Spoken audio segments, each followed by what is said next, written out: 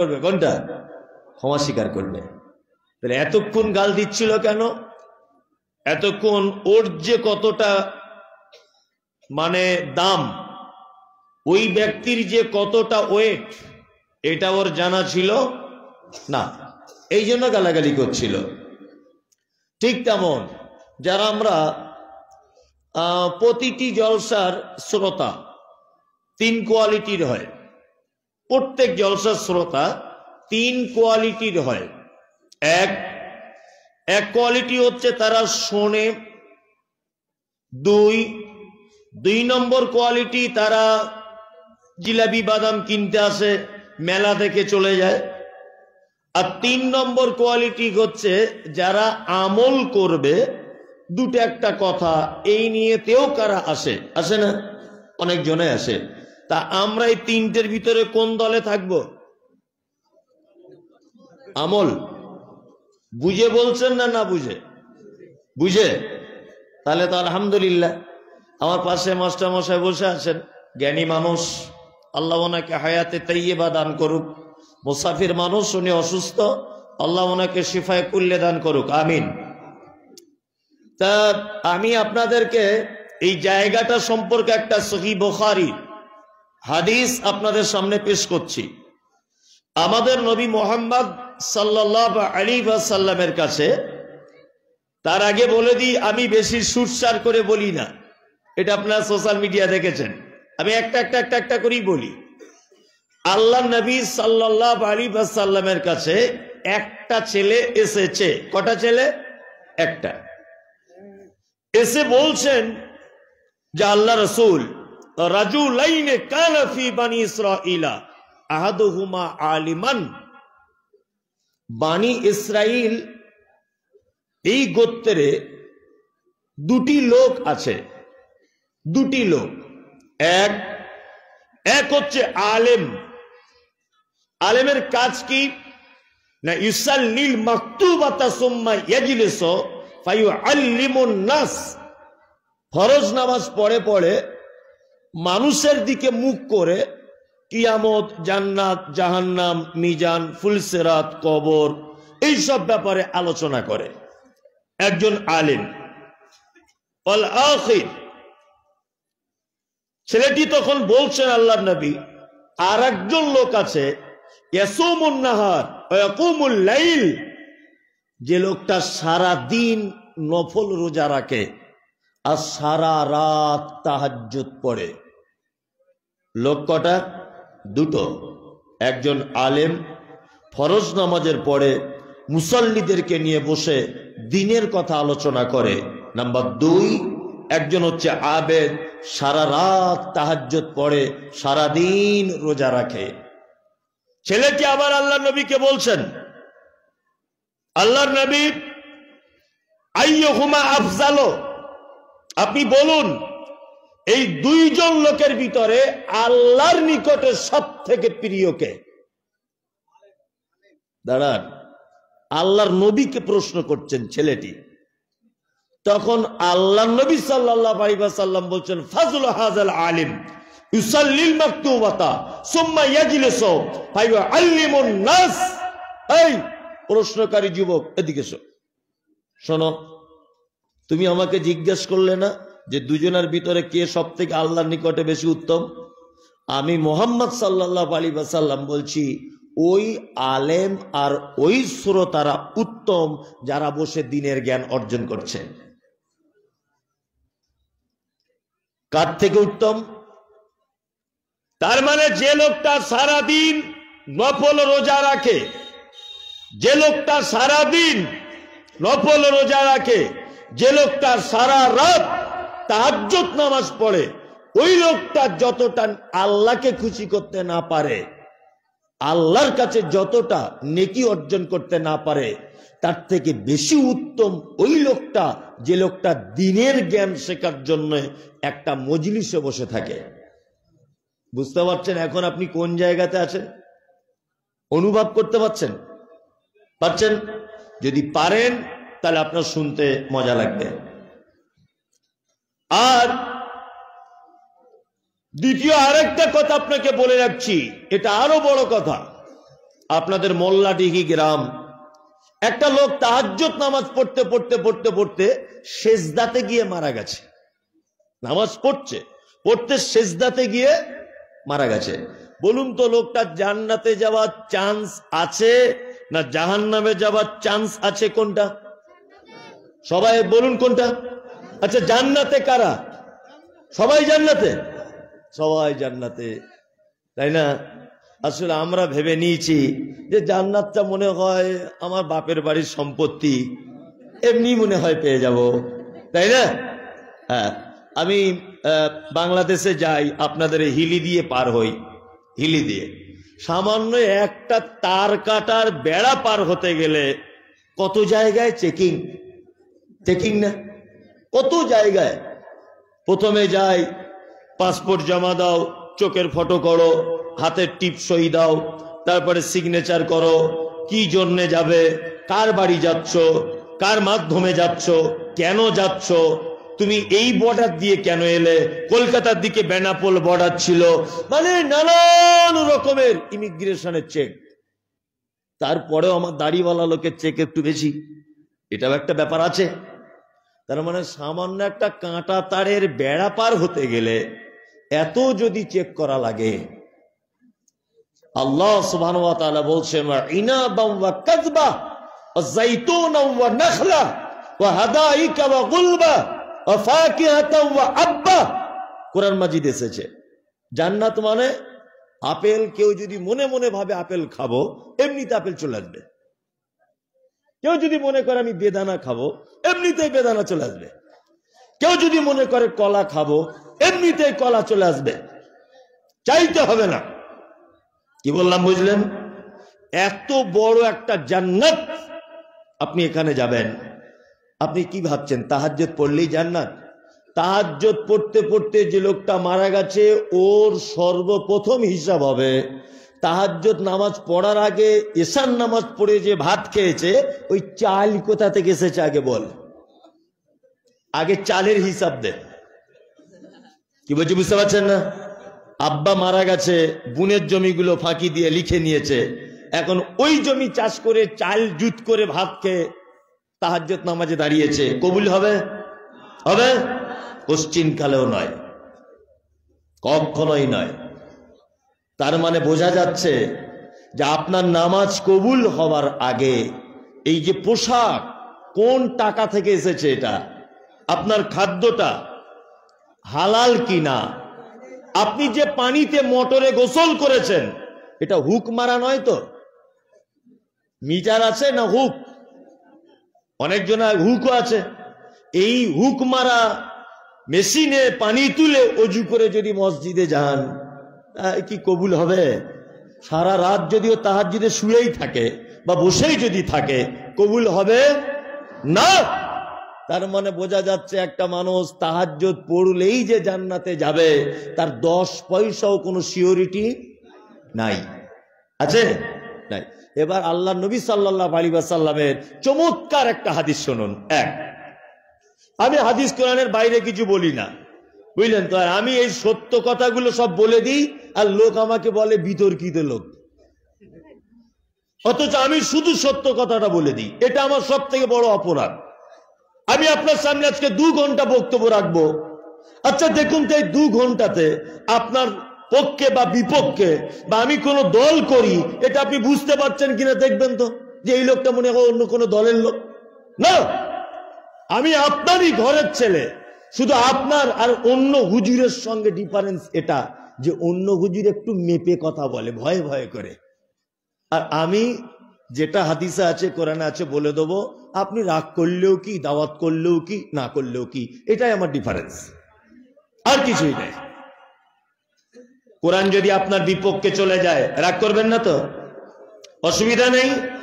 আল্লাহ নবী সাল্লাল্লাহু আলাইহি ওয়াসাল্লাম বলছেন, কোন মানুষ যদি দ্বীনের জ্ঞান অর্জন করার জন্য বাড়ি থেকে যদি বার হয়, হাত্তা ইয়ারজিআ, কোন আলেম যদি থাকে তাহলে আমার হাদিসগুলো শুনবে কানে বসে বসে, আর কোরআনগুলো শুনবেন, দয়া করে বলছি, না তো পাবলিক ভাববে যে এখানে কোনো মৌলভী সাহেব নেই, এ মনে হয় যা ইচ্ছা তাই বলে যাচ্ছে। কোন আলেম যদি থাকেন আপনি দয়া করে স্টেজে আসুন, এটা অনুরোধ। আল্লাহ নবী সাল্লাল্লাহু আলাইহি ওয়াসাল্লাম বলছেন, কোন লোক যদি দ্বীনের জ্ঞান অর্জন করার জন্য বাড়ি থেকে যদি বাহির হয়, আপনারা যারা এখানে বসে আছেন বাড়ি থেকে বার হয়ে এসছেন তো, এসছেন, আল্লাহ রসুল বলছেন হাত্তা ইয়ারজিআ, ওই লোকটা যতক্ষণ না নিজের বাড়িতে প্রবেশ না করে, এর মাঝখানে যদি ওর মৃত্যুবরণ হয়, মুহাম্মদ সাল্লাল্লাহু আলাইহি ওয়াসাল্লাম বলেছেন ফাহুয়া ফি সাবিলিল্লাহ, ও লোকাল মৃত্যু নয়, ও শহীদের দরজা পেয়ে যায়, শহীদের দরজা। তার মানে এখন প্যান্ডেল থেকে বার হয়ে রাস্তা দিয়ে যাওয়ার সময় যদি কোন ক্রমে আপনার যদি মৃত্যু যদি চলে আসে, আপনার থাকার জায়গা জান্নাত, থাকার জায়গা জান্নাত। আমি আপনাদের সামনে বক্তব্যের বিষয় রাখছি জান্নাত জাহান্নাম, এই দুটো ব্যাপারে কিছু কথা বলবো। এক, প্রতিটা নবী এবং রাসূলকে আল্লাহ সুবহানাহু ওয়া তাআলা দুটি দায়িত্ব দিয়েছিলেন। কটি? দুটি। এক হচ্ছে প্রতিটা নবী ছিলেন মুনজির, অর্থাৎ ভয় দেখিয়েছিলেন মানুষকে। কিসের ভয়? জাহান্নামের ভয়। দুই, প্রতিটা নবী ছিলেন মুবাশশির, সুসংবাদ দিয়েছিলেন জান্নাতের। প্রতিটা নবীর কটি কাজ? দুটি। মানুষকে ভয় দেখিয়েছেন জাহান্নামের, আর মানুষকে সুসংবাদ দিয়েছেন কোথার? জান্নাতের। প্রতিটা নবী এবং রাসূলদের এই দুটি মাত্র কাজ ছিল। তা আলেম ওলামারা নবী রাসূলদের উত্তরসূরি, তাই না? তাহলে আমাদের উচিত হবে কি? জাহান্নাম মানুষকে ভাবিয়ে তোলা, জান্নাত সেই সম্পর্কে মানুষকে ভাবিয়ে তোলা। একটা মানুষকে জাহান্নামের কথা বললে যতটা আল্লাহর দিকে আকৃষ্ট করা যায়, আর অন্য কোনো কথা বললে ততটা মানুষকে আকৃষ্ট করা যায় না, কখনোই যায় না। ওই জন্য আমি দুটো পার্টে বক্তব্যটা রাখবো, একটা হচ্ছে জান্নাত, একটা হচ্ছে জাহান্নাম। সর্বপ্রথম আমি জাহান্নামটা বলি, এটা কেমন। তার আগে একটা স্টেশন আছে, একটা প্ল্যাটফর্ম আছে জান্নাত জাহান্নামের আগে, তার নাম কিয়ামতের মাঠ, তার নাম কিয়ামতের মাঠ। তার আগে আর একটা প্ল্যাটফর্ম আছে, তার নাম কবর, তাই না? জি। আল্লাহ নবী সাল্লাল্লাহু আলাইহি ওয়াসাল্লাম কবর সম্পর্কে যা কিছু বলেছেন ওটা আমি বাদ দিলাম। কিয়ামতের মাঠ, এইটা সম্পর্কে আপনাকে দুটো একটা কথা বলি। এক, কিছুদিন আগে তুরস্কের মাটিতে ভূমিকম্প হয়েছিল, সোশ্যাল মিডিয়ার মাধ্যমে আপনারা দেখেছেন। আমি পেপারে পড়লাম, কলম পত্রিকায়, যে চিকিৎসা বিজ্ঞানীদের, আপনার বৈজ্ঞানিকদের একটা মতামত, সেটা হচ্ছে যে মাটি থেকে ৮,০০০ ফুট নিচে ভূমিকম্পের উৎপত্তি। মাটি থেকে কত ফুট? ৮,০০০ ফুট। ৮,০০০ ফুট নিচে ভূমিকম্পের উৎপত্তি। তার ফলে তুরস্কের মাটির বাড়িগুলো, বিল্ডিং গুলো থর থর থর থর থর থর করে কাঁপতে কাঁপতে সব ধূলিসাৎ হয়ে গেল। অজস্র পশু মারা গেল, অজস্র মানুষ মারা গেল, কত নারী পুরুষ ভাঙার স্তূপের ভিতরে পড়ে না খাওয়া অবস্থাতে তারা মৃত্যুবরণ করেছে। সোশ্যাল মিডিয়াতে আমরা দেখেছি, দেখেছি না? দেখেছি। এটা হচ্ছে দুনিয়ার ভূমিকম্প। কিসের? দুনিয়ার। কিয়ামতের দিন ভূমিকম্প কেমন? আল্লাহ তাআলা বলেন, ইজা যুলজিলাতিল আরযু জিলজালাহা ওয়া আকরাদাতিল আরযু আসকালাহা। কিয়ামতের দিবসের ভূমিকম্প বড় তীব্র এবং কঠিন। কেমন কঠিন? আল্লাহ তাআলা বলছেন ওয়া আকরাদাতিল আরযু আসকালাহা, মাটির তলায় থাকা সম্পদগুলিকে উপরে তুলে দেওয়া হবে, উপরের গুলোকে নিচে ঢুকিয়ে দেওয়া হবে। তার মানে ঠিক এই রকম ঢালাই মেশিনে যেমন বালি সিমেন্ট পাথর দেওয়ার পরে উপরে নিচে এরকম করা হয়, কিয়ামতের দিনের ভূমিকম্প হবে ঠিক এই রকম। কি বললাম বুঝলেন? দুই, পবিত্র আল কোরআন সূরা হজ প্রথম থেকে 2টা আয়াত পর্যন্ত দেখুন। আল্লাহ তাআলা বলেন, ইয়া আইয়ুহান নাসুত্তাকু রাব্বাকুম, মানুষ তোমরা তোমার রবকে ভয় করো। ইন্না জালজালাতাস সাআতি শাইউন আযীম, নিশ্চয় কিয়ামতের দিবসের ভয়াবহতা বড় কঠিন। এ কথা কে বলছেন? আল্লাহ। ভয়াবহতা কেমন? আল্লাহ তারপরে কিয়ামতের দিবসের ভয়াবহতা বলছেন, ইয়াওমা তারাউনাহা তাযহালু কুল্লু মুরজিআতিন আম্মা আরজাত ওয়া তাযাউ কুল্লু যাতি হামলিন হামলাহা ওয়া তারান নাসা সুকারা ওয়া মা হুম বিসুকারা ওয়ালাকিন্না আযাবাল্লাহি শাদীদ। এই এই এই এই তোরা চারজন চুপ কর না তো, এখান থেকে কেটে পড়, ভাগ। বিয়াদবের মতো সেই থেকে চিল্লাচ্ছিস তোরা। এইদিকে ফিরুন। আপনাকে আমি কিয়ামতের দিবসের চিত্রটা বাস্তবমুখী করে বোঝানোর চেষ্টা করছি। আমার দিকে ফেরান। আপনাকে একটা গবেষণামূলক কথা বলি। আমি যদি মাস্টার সাহেবের এইখানে যদি একটা ঘুষি মারি, ধরে নেন এই ঘুষির ওজনটা, চিকিৎসা বিজ্ঞানীদের মতামত বলছি, আমি পড়াশুনো করে বিভিন্ন ওয়েবসাইটে গবেষণা করে বিজ্ঞ মানুষদের কাছে জেনে তবে বলছি, আপনি আমার কোনো কথা হুঁশ মোটা করে কেটে দেওয়ার চেষ্টা করিয়েন না। মাথায় রাখবেন, আপনি যদি আমার কোনো কথা যদি কেটে দেওয়ার চেষ্টা করেন, তাহলে আমি যেরকম ভাবে গবেষণা চালিয়েছি আপনাকে তেমন ভাবে চালাতে হবে, তারপরে আপনি কথা কাটবেন, তার আগে নয়। আমি মাস্টার সাহেবের এখানে একটা ঘুষি মারলাম, এই ঘুষির ওজন যদি 50 ডিগ্রি সেলসিয়াস পর্যন্ত যদি হয়, এক কথায় বুঝে নেন সাধারণ মানুষ, 50 ডিগ্রি পর্যন্ত যদি ঘুষিটার ওজন যদি হয়, তাহলে এই লোকটা বেঁচে যাবে। আমার ঘুষির ওজন যদি 52 ডিগ্রি পর্যন্ত চলে যায়, তাহলে ইনি আর বাঁচবেন না, মারা যেতে পারেন। বেঁচে যেতে পারেন ওটা আল্লাহ ভালো জানে, কিন্তু স্বাভাবিকতার হিসাবে উনি মারা যাবেন। কিন্তু পৃথিবীতে একটা প্রাণী আছে, তার নাম নারী, তার নাম নারী। চিকিৎসা বিজ্ঞানীদের মতামত, সারা পৃথিবীর যত লিঙ্গ আছে, স্ত্রী এবং পুরুষ, সেটা গরুর ভিতর হতে পারে, বাঘের ভিতরে হতে পারে, মানুষের ভিতর হতে পারে, পাখির ভিতরে হতে পারে, যে কোনো লিঙ্গের নারী অর্থাৎ স্ত্রীলিঙ্গের সব থেকে ধৈর্য এবং ক্ষমতা সব থেকে বেশি। একটা পুরুষ একটা নারীর এই জায়গায় যদি ঘুষি মারে, আর সেই ঘুষিটার ওজন যদি 56 ডিগ্রি পর্যন্ত চলে যায়, তবু একটা নারী স্বাভাবিক গতিতে বেঁচে থাকবে, কোনো অসুবিধা হবে না।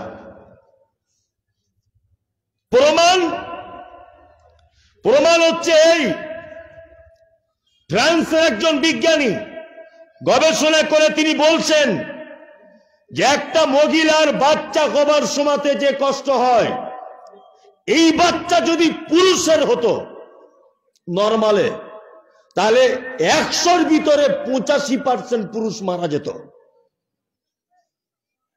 এত কষ্ট।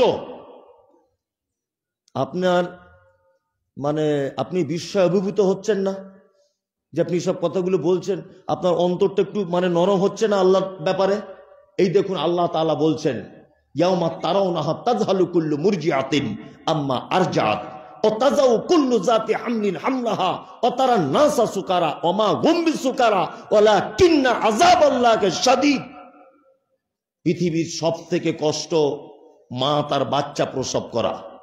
আল্লাহ তাআলা বলছেন কিয়ামতের দিন মা দাঁড়িয়ে থাকবে উলঙ্গ হয়ে, বাচ্চা নিচের দিকে পড়ে যাবে, মা বুঝতে পারবে না যে বাচ্চা কি করে হলো। কিয়ামতের মাঠের অবস্থা এটা। আর দুগ্ধ দানকারিনী মা তার বাচ্চা মায়ের আঁচল ধরে টানবে, মা একটু দুধ দাও, পিপাসায় কলিজা ফেটে যাচ্ছে, মা সেদিন তার বাচ্চাকে দুধ পর্যন্ত পান করাতে ভুলে যাবে। এর নাম কিয়ামতের মাঠ।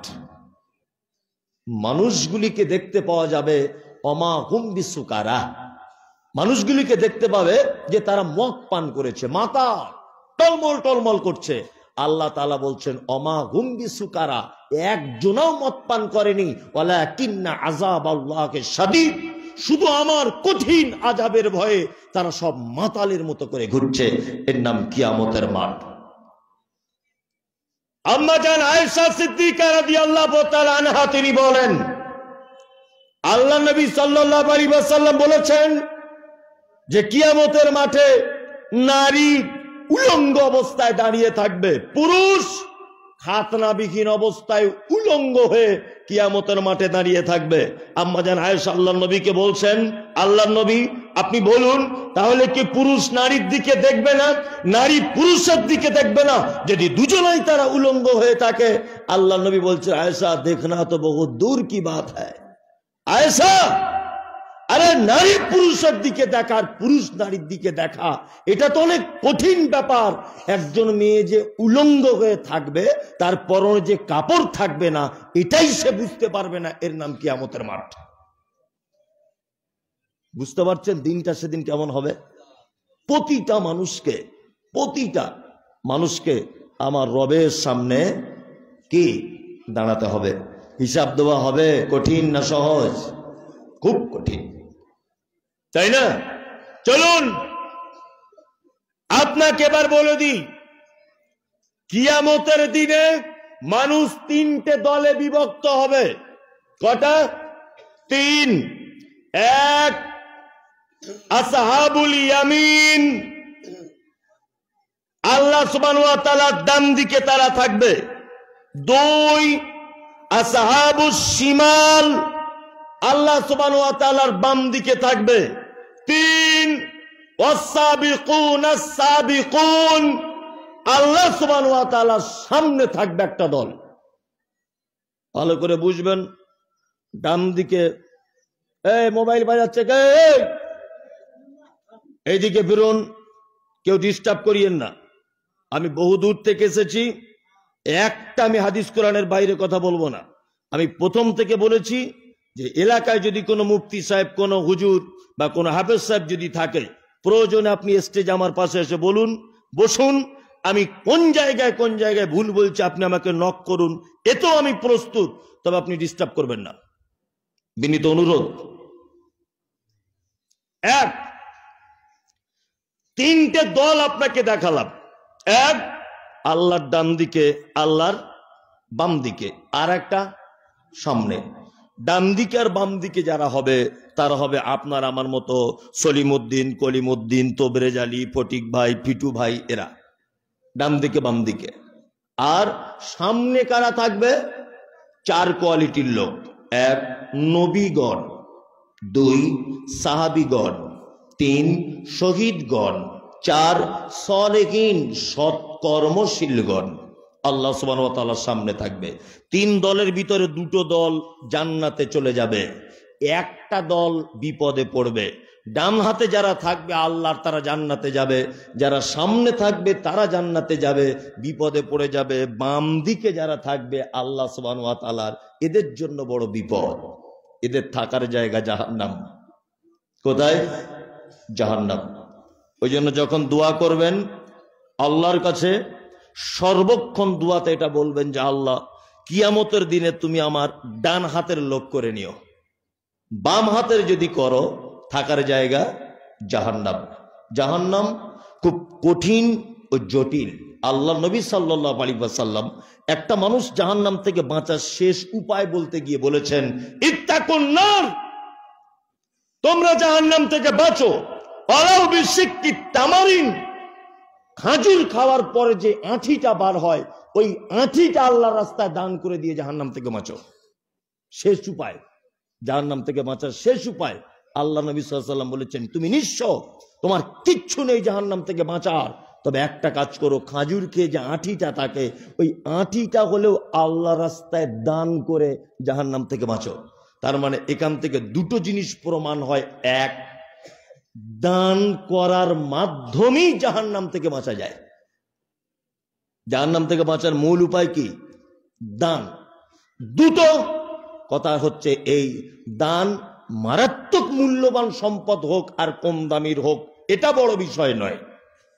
দান করার মাধ্যমেই আপনি আল্লাহ সুবহানাহু ওয়া তাআলা জাহান্নাম থেকে বাঁচতে পারবেন। চলুন, এই জাহান্নামে যাবে কারা, এইটা বলে তারপরে জান্নাতেরটা বলবো। মায়েরা ভালো করে বসুন, আপনাদের ব্যাপারেও কিছু কথা আমার আছে, খুব মনোযোগ সহকারে বসবেন। চলুন, আল্লাহ সুবহানাহু ওয়া তাআলা জাহান্নামীদের একটা লিস্ট তৈরি করে দিয়েছেন কোরআন মাজিদে, যে এই এই এই এই এই এই লোক জাহান্নামে যাবে। এখন আমি এই লিস্টটা পড়ে পড়ে আপনাকে শোনাবো, আপনি কোরআন মাজিদে মিলিয়ে নেবেন। যদি এই লিস্টের ভিতরে আপনি যদি পড়েন, আজকে থেকে তওবা করবেন ইনশাআল্লাহ। কারা কারা তওবা করবেন? সবাই তওবা করে দেবো আমরা সবাই ইনশাআল্লাহ। চলুন, আসলে প্রথমেই সবাই ধরা পড়ে যাবে। এক, আল্লাহ তাআলা বলেন ওয়াইলুল লিকুল্লি হুমাযাতিল লুমাযা। কোরআনের সূরাটা আছে, মুখস্থ আছে কার? আছে তো? তাহলে এটা কোরআনে আছে তো? আছে। ওয়াইলুল লিকুল্লি হুমাযাতিল লুমাযা। আল্লাহ তাআলা বলছেন দুর্ভোগ, জাহান্নাম তাদের জন্য যারা মানুষের সামনে এবং পিছনে বদনাম করে করে বেড়ায়। পিছনে কথা বলা লোক নাই, আমরা এটাকে ছোট পাপ মনে করি না, যে একদম সামান্য পাপ। অথচ আল্লাহর ভাষা শুনুন, আল্লাহ বলছে ওয়াইলুল লিকুল্লি হুমাযাতিল লুমাযা। জাহান্নামের প্রথম সিরিয়ালে ওই লোক যাবে যে পরের কথা বলে বলে বেড়ায়। এই, আপনাকে সোশ্যাল মিডিয়াতে আমি মানা করেছি, আপনি মনে হয় শোনেননি। আজকে ডাইরেক্ট আপনাকে আবার বলছি যে আপনার টাইম বেশি আছে, আপনি বাড়িতে বইয়ের সাথে গল্প করুন। আরো টাইম বেশি আছে, নাতিপুতি পোতা পুতিনদের নিয়ে বাড়িতে খেলুন, খেলাধুলো করুন। আরো বেশি টাইম আছে, বাড়িতে ঘুমান। যদি মোটি টাইম কম যদি থাকে, 2 পাতা কোরআন মাজিদ পড়ুন। আপনি চায়ের দোকানে বসতে গেলেন কেন? বাজারে চায়ের দোকানে বসে আছেন কেন? চায়ের দোকানে বসে থাকা মানেই শুধু এর বউ কি করেছে, ওর বেটা কি করেছে, ওই লোকটা কি করেছে, এই বদনাম হয় সারাদিন, হয় না? সারাদিন তো পরের বদনাম হয়, হয় না? হয়। আমি তো ওই কারণে বলে দিয়েছি যে দুটো দোকানদার আছে, তাতে জান্নাতে যাওয়া খুব কঠিন, খুব। এক, ওই মুদিখানার দোকানদার যে মাল বিক্রি করে আর সামনে চেয়ার বেঞ্চি পেতে রাখে, 10 টাকার মুড়ি কিনে খায় আর 20 মিনিট বসে বসে পরের বদনাম করে। ওই চায়ের দোকানদার জান্নাতে যাওয়া খুব কঠিন, যে চায়ের দোকানদার চা ঢেলে বিক্রি করে আর 20 জনা বসার মতো ব্যবস্থা করে রেখেছে, 1 কাপ করে চা খায় আর 20 জনা বসে বসে পরের বদনাম করে করে বেড়ায়। তার মানে এই লোকটা বদনামের একটা আসর তৈরি করেছে, এর জন্য ও পাপী। কি বললাম বুঝলেন না? ও পাপী। ওই জন্য আমি সোশ্যাল মিডিয়াতে বলেছি, যারা চায়ের দোকানদার আছেন, চা বিক্রি করুন, বসার জায়গা করবেন না। ব্যবসা চলুক আর নাই বা চলুক, বসার জায়গা করবেন না। এই কথা বলছেন কেন? আমার দিকে বেরুন। আল্লাহ সুবহানাহু ওয়া তাআলা বলতে গিয়ে বলেছেন কি, ইয়া আইয়ুহাল্লাযীনা আমানু। আল্লাহ বলছে তোমরা যারা ঈমান এনেছো, তোমরা শোনো, ইজতানিবু কাসীরাম মিনাজ জান্নি ইন্না বাযাজ জান্নি ইসমুন। তোমরা মানুষের ব্যাপারে অধিক ধারণা করে কথা বলা থেকে বাঁচো, নিশ্চয়ই বেশিরভাগ ধারণা মিথ্যা, বড় পাপ। আমরা ধারণা করে কথা বলি না। চায়ের দোকানে বসে আছে একটা লোক, বুলেট গাড়ি চেপে যাচ্ছে, বুলেট গাড়ি। তা আরেকজন বলছে কি ব্যাপার, ও সেদিন সাইকেল চেপে যাচ্ছিল, আজকে বুলেট গাড়ি। পাশ থেকে আরেকজন তখন বলছে গাড়ি কিনবে না, মাছের ব্যবসা করে, কলকাতার একটা পার্টি 5 লাখ টাকা ঝেড়ে দিয়েছে। ও ঝেড়ে দিয়েছে, তোমার বাপ দেখতে গিয়েছিল? তুমি আন্দাজে কথা বললে কেন? হ্যাঁ, ও যে ঝেড়ে দিয়েছে তুমি দেখতে গিয়েছিলে? তোমার কাছে কোনো প্রমাণ আছে? তুমি কেন বলতে গেলে? ওর নামে বদনাম কেন করতে গেলে? এরকম মানুষ আছে না নেই? আছে। এইবার একটা আপনাকে আশ্চর্য ঘটনা বলে দিই। এ বক্তব্য সবাই রাখবে না। আপনাকে আমি যেটা বলবো এখন, আপনি শুনলে আপনার এখনই মগজ গরম হয়ে যাবে যে আপনি কি বললেন এ কথা। এক, পৃথিবীতে সব থেকে বড় পাপ, তার নাম শিরক। এরপরও যদি লোকটা তওবা করে, ক্ষমা হয়ে যাবে। 2, দ্বিতীয় বড় পাপ হচ্ছে পিতামাতার সাথে অসৎ ব্যবহার করা, এটা কাবিরা পাপ। তারপরেও যদি ও তার মায়ের কাছে ক্ষমা চেয়ে নেয়, ক্ষমা হয়ে যাবে। 3, সুদ পৃথিবীর 3 নম্বর সব থেকে ভয়ঙ্কর পাপ। মুহাম্মদ সাল্লাল্লাহু আলাইহি ওয়াসাল্লাম এত খারাপ শব্দ ব্যবহার করেছেন সুদের ব্যাপারে। তিনি বলেছেন, কোন লোক যদি 1 টাকা যদি সুদের খায়, তার মায়ের সাথে ব্যভিচার করলে যে পাপ, ওই পাপ হয়। কি বললাম বুঝলেন? অনেক মানুষ বলে, মৌলভী সাহেব আমি তো সুদ টুদ খাই না। এই হাজি সাহেব, হজ করতে যাবেন বলে 5 লাখ টাকা 3 বছর ব্যাংকে জমা রেখেছেন, টাকা যখন তুলতে যাচ্ছেন 5,30,000, হাজি সাহেব মনে মনে ভাবছে হয়তো ম্যানেজার ভুল করে দিয়েছে। ওই 30,000 টাকা কি করেছে? বলছে এই 30,000 টাকাটা তাহলে বেশি পেলাম, মক্কায় গিয়ে জামা কাপড় খেজুর টেজুর কিনবো। মনে মনে ভাবছি, হাজি সাহেব তুমি যে প্লেনে উঠেছো, প্লেন ভেঙে যাওয়ার কথা, তো সুদের টাকা নিয়ে উঠেছো প্লেনে, তোমার হজের 12:30 বেজে গেছে। এই যাদের টাকা ব্যাংকে জমানো আছে, আপনাকে বলছি, কাল সকাল বেলাতেই যখন ব্যাংক খুলবে, ব্যাংকের ম্যানেজারকে বলবেন, ম্যানেজার বাবু আমার বইটা দেখে, আমি লেখাপড়া জানি না, আমার বইটা চেক করে বলুন, আমি মাছের একজন বড় ব্যবসাদার, আমার এই পর্যন্ত ব্যাংকের লেনদেনে কত টাকা সুদের টাকা ঢুকেছে।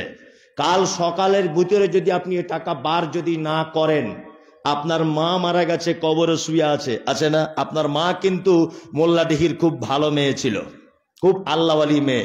মুহাম্মদ সাল্লাল্লাহু আলাইহি ওয়াসাল্লাম বলছেন, তোমার মায়ের সাথে ব্যভিচার করলে যে পাপ, ওই পাপ হয়। তোমার মা কবরে শুয়ে আছে, অথচ তোমার মা, তুমি ব্যভিচারের পাপ তোমার আমলনামাতে লেখা হচ্ছে। কত কঠিন! সহজ না কঠিন?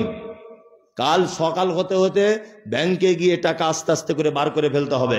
চলুন পৃথিবীতে তারপর আরেকটা পাপ, মিথ্যা ভাবে কোন সতী সাধবী নারীকে অপবাদ দেওয়া।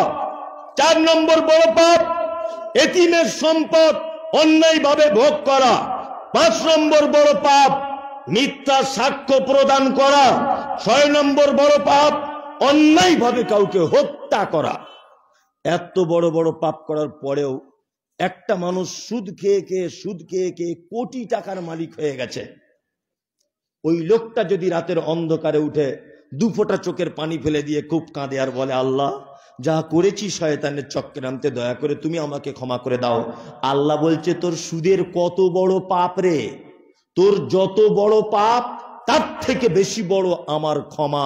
যদি 1 ফোঁটা চোখে পানি বার করে শুধু আমাকে বল যে আল্লাহ আমাকে ক্ষমা করে দাও, আমি আল্লাহ 1 সেকেন্ড দেরি করবো না, তোর সব ক্ষমা করে দেব, সব তোর ক্ষমা হয়ে যাবে। পৃথিবীতে একটা মাত্র পাপ আছে, যে পাপ ক্ষমা চাওয়ার কোনো পদ্ধতি নাই, কোনো পদ্ধতি নাই। ইসলামে এ পদ্ধতি নেই। এই মুমতাজুল ইসলাম, এখন তো আপনারা 200-500 লোক বসে আছেন, কাল সকালবেলা মোল্লাডিঘির প্রোগ্রাম লক্ষ লক্ষ মানুষ সোশ্যাল মিডিয়াতে দেখবে, লক্ষ লক্ষ মানুষ। এখনই অলরেডি 2-5 হাজার মানুষ দেখছে লাইভে। কি বললাম বুঝলেন?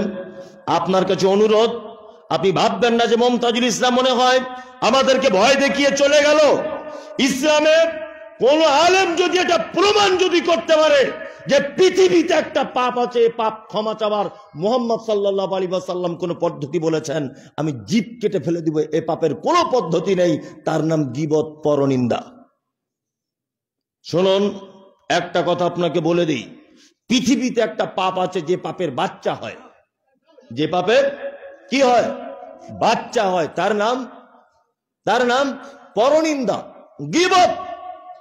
মাস্টার সাহেব চায়ের দোকানে বসে বসে আমার ব্যাপারে বলছে যে মুমতাজুল ইসলাম সেদিন এসেছিল আমাদের গ্রামে, আমাদের গ্রামের মসজিদের একটা ভালো ঘড়ি ছিল, চুরি করে নিয়ে চলে গেছে। ভালো করে বুঝবেন, উনি যে চায়ের দোকানে বলেছেন, চায়ের দোকানে 10 জন লোক বসেছিল, তাই না? তারা 10 জন শুনে আবার একজনা পতিরামে গিয়েছিল কোনো দরকারে, ওইখানে আবার চায়ের দোকানে বলে এসেছে। পতিরাম থেকে একটা লোক আবার বালুর ঘাটে গিয়ে বলে এসেছে। এই পর্যায়ে পৌঁছে গেল সারা পশ্চিম বাংলাতে কি, যে মুমতাজুল ইসলাম মোল্লাডিঘি মসজিদের ঘড়ি চোর, অথচ ঘটনা কিছুই নয়। এইবার এই গীবতের বক্তব্য যখন রাখলাম, মাস্টার মশাইয়ের মনে তখন আল্লাহর ভয় হয়ে গেল, ইস আমি তো ছোট ভাই মুমতাজুলের জন্য একটা মিথ্যা কথা অপবাদ ছড়িয়ে দিয়েছি, তখন আমার হাত দুটো ধরে বলছে, ভাই আপনি আমাকে দয়া করে আল্লাহ রাস্তায় ক্ষমা করে দেবেন। আমি বললাম, মাস্টার সাহেব আপনাকে ক্ষমা করে দিলাম, বলুন তো ক্ষমা হলো কি হলো না? হলো না, হলো না।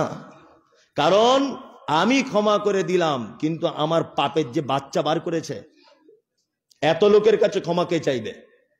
কথা বলুন, কে ক্ষমা চাইবে? ক্ষমা পাওয়ার সুযোগ আছে? নাই। গীবত এবং পরনিন্দা, এই পাপ থেকে ক্ষমা চাওয়ার ইসলামে একটা পদ্ধতি মুহাম্মদ সাল্লাল্লাহু আলাইহি ওয়াসাল্লাম বলেছেন। এক, তুমি তোমার যে ভাইয়ের বদনাম করেছো তার জন্য বেশি করে দোয়া করো, তাহলে করে বুঝবেন যে আল্লাহ অমুকের বদনাম করেছি, তুমি তাকে ক্ষমা করে দাও।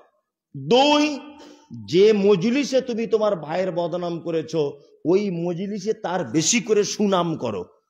মাস্টার সাহেবের উচিত এখন প্রত্যেক দিন চায়ের দোকানে বলা যে মমতাজুল সাহেব খুব পরেশগার লোক, ও খুব ভালো লোক, ও খুব ভালো বক্তা, ও খুব মানে মাটির মানুষ। বারবার এটা ওকে বলতে হবে, যাতে ওনার এই প্রশংসায় আমার আগের বদনামটা যেন ঢেকে যায়। কি বলছি বুঝতে পারছেন? তার মানে বোঝা যাচ্ছে তাহলে আমাদের আর জান্নাতে যাওয়া হলো না। সবাই তো পরনিন্দা গীবত করতে করতে ব্যস্ত। আবার পুরুষ মানুষরা তবু একটু কম। আমার যে খালারা বসে আছে, ওরে বাবা, ওই যে বসে আছে, আপনি কি ভাবছেন ফেরেশতা? ফেরেশতা ভাবছেন নাকি? অত সহজ নয়।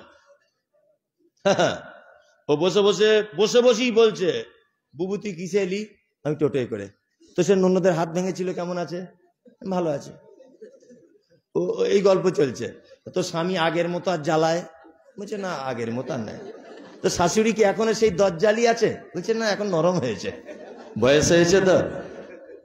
আর আবার তখন ও আর একটা মেয়েকে বলছে, আমার আব্বার কথা বলিস না, এমন একজনের হাতে তুলে দিল 13 বছর জ্বলছি। মানে স্বামীর কথা বলছে। মাঝখানে একটা চমৎকার হাদিস মনে পড়ে গেল, হাদিসটা আপনাদেরকে বলি। বলবো? বলি। আল্লাহ নবী সাল্লাল্লাহু আলাইহি ওয়াসাল্লাম খুব জ্ঞানী মানুষ ছিলেন না বোকা মানুষ ছিলেন? জ্ঞানী। আল্লাহ নবী বলছেন, যে রাতে মিরাজ হলো বিশ্ব নবীজির, নবী বলে জাহান্নামে মহিলাদের ভিড়। একজন মহিলা বলে, বিশ্ব নবীজিরে কোন কারণে বেশিরভাগ যাব জাহান্নামে? প্রথম কারণ হলো অধিক নারীগণ, অল্প ধনেতে তাদের ভরে না মন। দ্বিতীয় কারণ হলো শোনো সমাচার, না শুকরিয়া করে ওগো স্বামীকে তাহার। গীবত যে বেশি করে এক অপরের তরে, এহেন কারণে নারী যাবে জাহান্নামে। আল্লাহ নবী বলছেন, মিরাজের রাত্রিতে জাহান্নাম দেখে এলাম, জান্নাত দেখে এলাম। জান্নাতে দেখলাম সব গরিব মানুষেরা, ওই ফুচকাওয়ালা, রিক্সাওয়ালা, ঠেলাওয়ালা, সব জান্নাতে। কোটি কোটি কোটি কোটি টাকার মালিক, রাজপ্রাসাদ বাড়ি, ওই শ্রেণীর লোকগুলোকে বেশি দেখলাম সব জাহান্নামে। আল্লাহ নবী বলছেন। দুই, নবী বলছেন, আতাজ্জাবান, আমি আশ্চর্য হলাম, জান্নাতের ভিতরে শুধু মেয়ে ছেলে আর মেয়ে ছেলে ভর্তি। জাহান্নাম মানে শুধু মেয়েতে ভর্তি জাহান্নাম। লোহার আকুশিতে করে ওদেরকে টাঙানো আছে। মায়েরা ভালো করে শুনুন, আল্লাহ নবীকে একজন মহিলা বলছেন, আল্লাহ নবী আপনি তো আমাদেরকে জাহান্নামে বেশি দেখলেন, এ কথা বলছেন, তা জাহান্নাম থেকে বাঁচবো কি করে সেটা বলুন। বিশ্ব নবী বলছেন, তাসাদ্দাকনা ইয়া মাশারান নিসা, তাসাদ্দাকনা, নারী যদি জাহান্নাম থেকে বাঁচতে চাও সাদকা করো, দান করো। জাহান্নাম থেকে বাঁচার তাহলে রাস্তা কি? দান, সাদকা করতে হবে। তারপরে মহিলাটি আবার বলছেন, আল্লাহ নবী আপনি দয়া করে একটু বলুন যে আমরা জাহান্নামে যাব কেন? বিশ্বনবী বললেন, প্রথম কারণ হলো অধিক নারীগণ, অল্প ধনেতে তাদের ভরে না মন। এক নম্বর কারণ নারী জাহান্নামে যাবে, অল্প জিনিসে মন ভরে না। দিনাজপুরের মেয়েদের ভরে হয়তো, আরে আপনাকে আর কি বলবো, আমি তো হুজুর মানুষ। আমি বাপের এক ছেলে, অরিজিনাল এটা। আমার মায়ের 4 বেটির পরে আমি একটা বেটা। তা আমি এত বদমাইশি করতাম যে আমার মা বাড়িতে টিকতে পারতো না।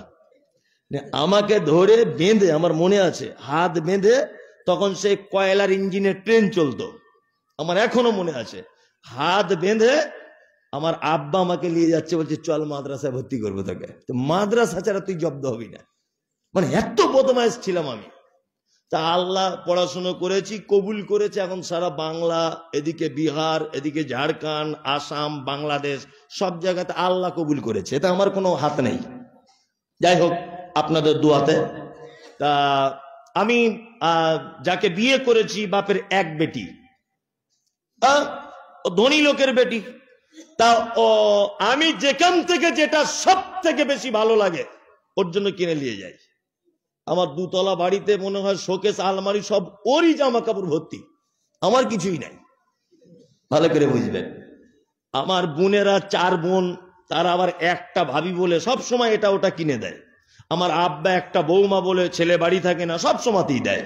আমার মা একটা বৌমা বলে সব সময় দেয়। আমার শ্বশুর শাশুড়ি তারা বিদেশে থাকে কোনো একটা কাজের সূত্রে, তারা সব সময় পাঠায় জামা কাপড়, আর ও নিজেও কেনে। তারপরেও যখন আমি কলকাতায় যাই, কখনো গিয়ে আমার স্ত্রীকে বলি চলুন একটু কোথাও বেড়াতে যাই, তখন আমার স্ত্রী আমাকে এইটা বলে, কি পরে যাব, ভালো জামা নেই তো। আমাকে বলে কি পরে যাব? আমি বললাম ওরে মনে হয় 50 থেকে 60টা তোর শাড়ি সালোয়ার মনে হয় আলমারিতে ঢোকানো আছে। কি বললাম বুঝলেন? 1বার 2বার করে পরে আর পড়ে না। তারপরেও ওকে যদি শুধু বলি যে বাড়ি থেকে একটু বার হই, চলো কোন রেস্টুরেন্টে যাই, কিছু খেয়ে আসি, বা শপিং করবে চলো, ড্রাইভারকে বলছি গাড়ি আনতে, আমার ভালো জামা নেই তো কি পরে যাব। আমি তখন বুঝলাম যে আসলে এর দোষ না, এটা নারী জাতির একটা বৈশিষ্ট্য, দোষ এর নয়। কি বললাম বুঝলেন না? এই কথা বলেছেন কে? মুহাম্মদ রাসূলুল্লাহ সাল্লাল্লাহু আলাইহি ওয়াসাল্লাম। 2, বিশ্বনবী বললেন দ্বিতীয় কারণ হলো অধিক নারী গণে আর ঝগড়াঝাটি বেশি করে নিজ স্বামীর সনে। মহিলারা জাহান্নাম যাবে, তার দ্বিতীয় কারণ স্বামীর সাথে ঝগড়া মারামারি করে। করে না? করে। স্বামী স্ত্রী ভালোবাসা এখন বর্তমানে আছে, আর থাকবেও না। আপনি তো কেনা স্বামী, তো আপনাকে ওর বাপ কিনেছে, তা ভালোবাসা পাবে কেন? পাবে। অনেক জায়গাতে বলছে যে হুজুর একটা তাবিজ দেন তো। কেন? বলছে আমার বউ আমার ভালোবাসে না। কেন বাসে না?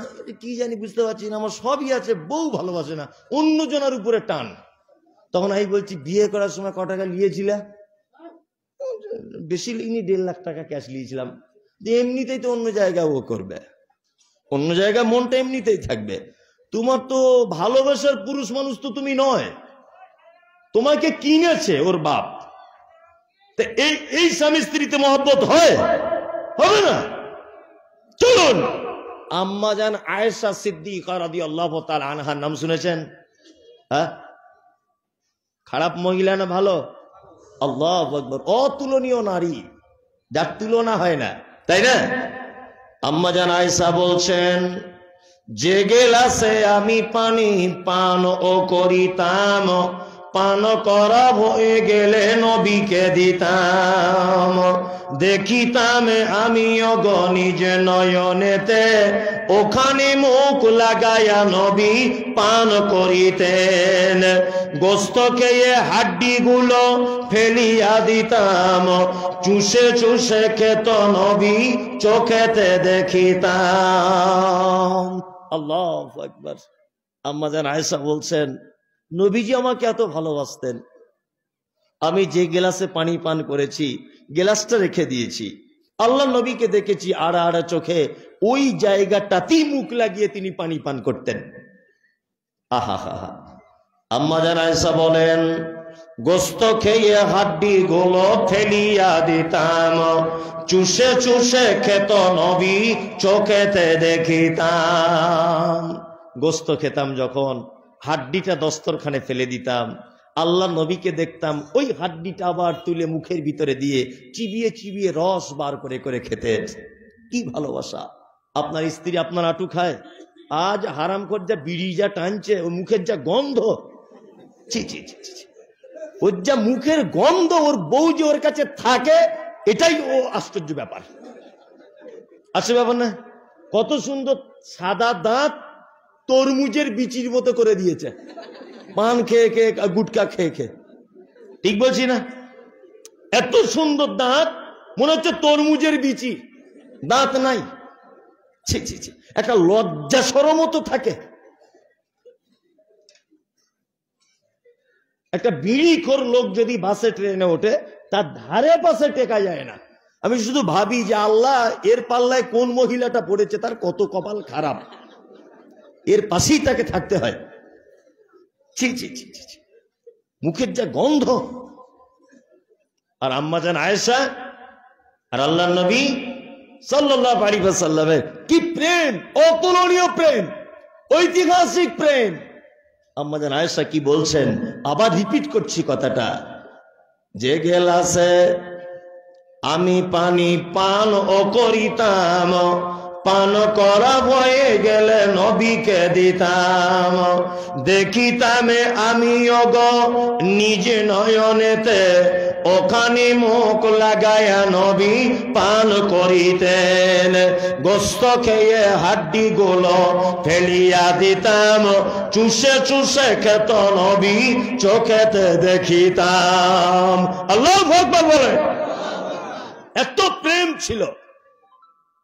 তৃতীয় কারণ, নবীজি বলছেন, তৃতীয় কারণ হলো, আর অধিক নারীগণে, তৃতীয় কারণ হলো অধিক নারীগণে এক অপরের তরে তারা গীবত বেশি করে। এহেন কারণে অগ অধিক নারীগণ বেশি বেশি যাবে, তারা যাবে জাহান্নাম। নবীজি বলেছেন তৃতীয় কারণে নারী জাহান্নাম যাবে, গীবত, পরনিন্দা করে। ওই জন্য আমি আপনাকে বলে দিয়েছি এর আগেও, আজকে ডাইরেক্ট বলছি, আপনার বাড়িতে সবাইকে ঢুকতে দেবেন, পাড়ার কোনো মেয়ে ছেলেকে আপনার বাড়িতে ঢুকতে দেবেন না। কি বললাম বুঝলেন? আপনার সংসারের 12টা বাজিয়ে দিয়ে তবে ও যাবে। কি বললাম বুঝলেন? একদম।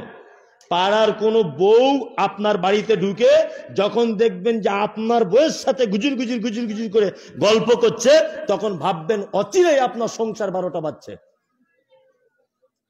কি বললাম বুঝলেন? 4 জন পুরুষ মানুষকে ঘরেতে ঢোকান, বৈঠকখানাতে বসে চা পান করুন, বিস্কুট খান, কোনো সমস্যা নেই। কিন্তু আপনার বাড়িতে কাল সকালে আপনার বউকে বলে দিবেন যে আমাদের বাড়িতে পাড়ার কোনো মেয়ে যেন না ঢোকে, খুব সাবধান। গীবত। জলসা শুনতে আসছিল, একটা মেয়ে দেখতে পেয়েছে যে মমতাজুল ইসলামের বেটি আর সাইফুলের বেটা রাস্তাতে কিছু একটা হয়েছে, তা ও দেখতে পেয়েছে।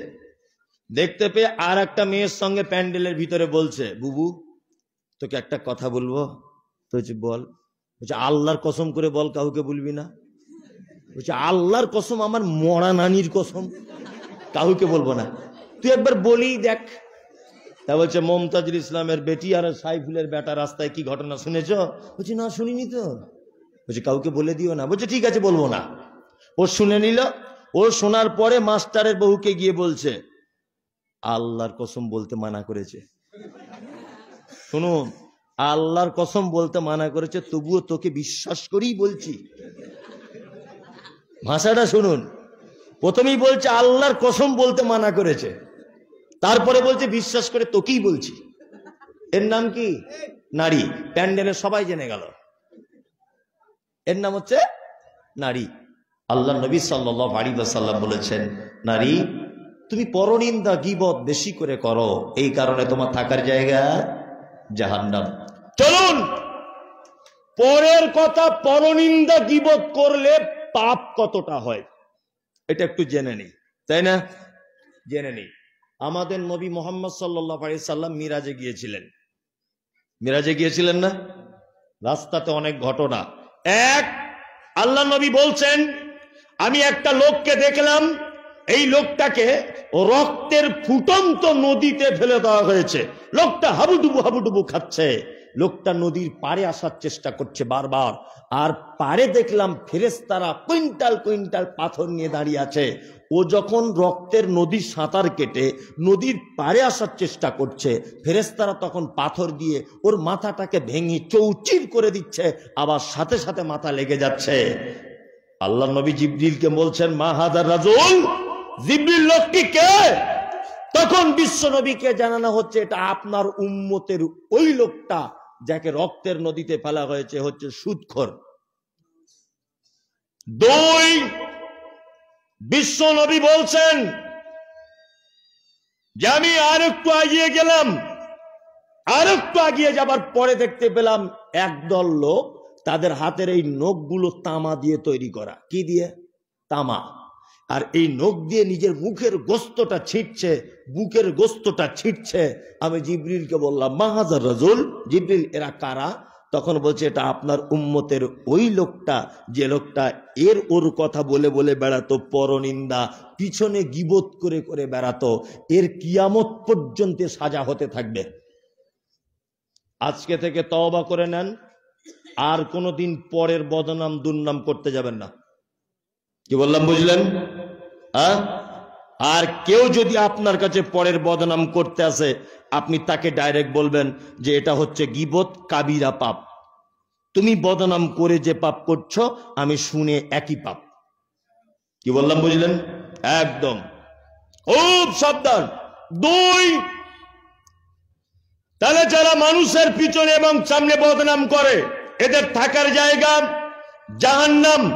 একথা আল্লাহ বলছেন, ওয়াইলুল লিকুল্লি হুমাযাতিল লুমাযা আল্লাযী জামা মালাউ ওয়া আত্তাদা। দ্বিতীয় হচ্ছে যে লোকটা মাল জমা করে আর গুনে গুনে গুনে গুনে রাখে। আজকে 2 লাখ, কালকে 4 লাখ, কালকে 5 লাখ, গুনে গুনে গুনে গুনে রাখে। কি বললাম বুঝলেন? আর ইয়াহসাবু আন্না মালাহু আখলাদা, এটা মনে মনে ভাবে আমার মাল আমাকে বাঁচাবে, মাল চিরস্থায়ী থাকবে।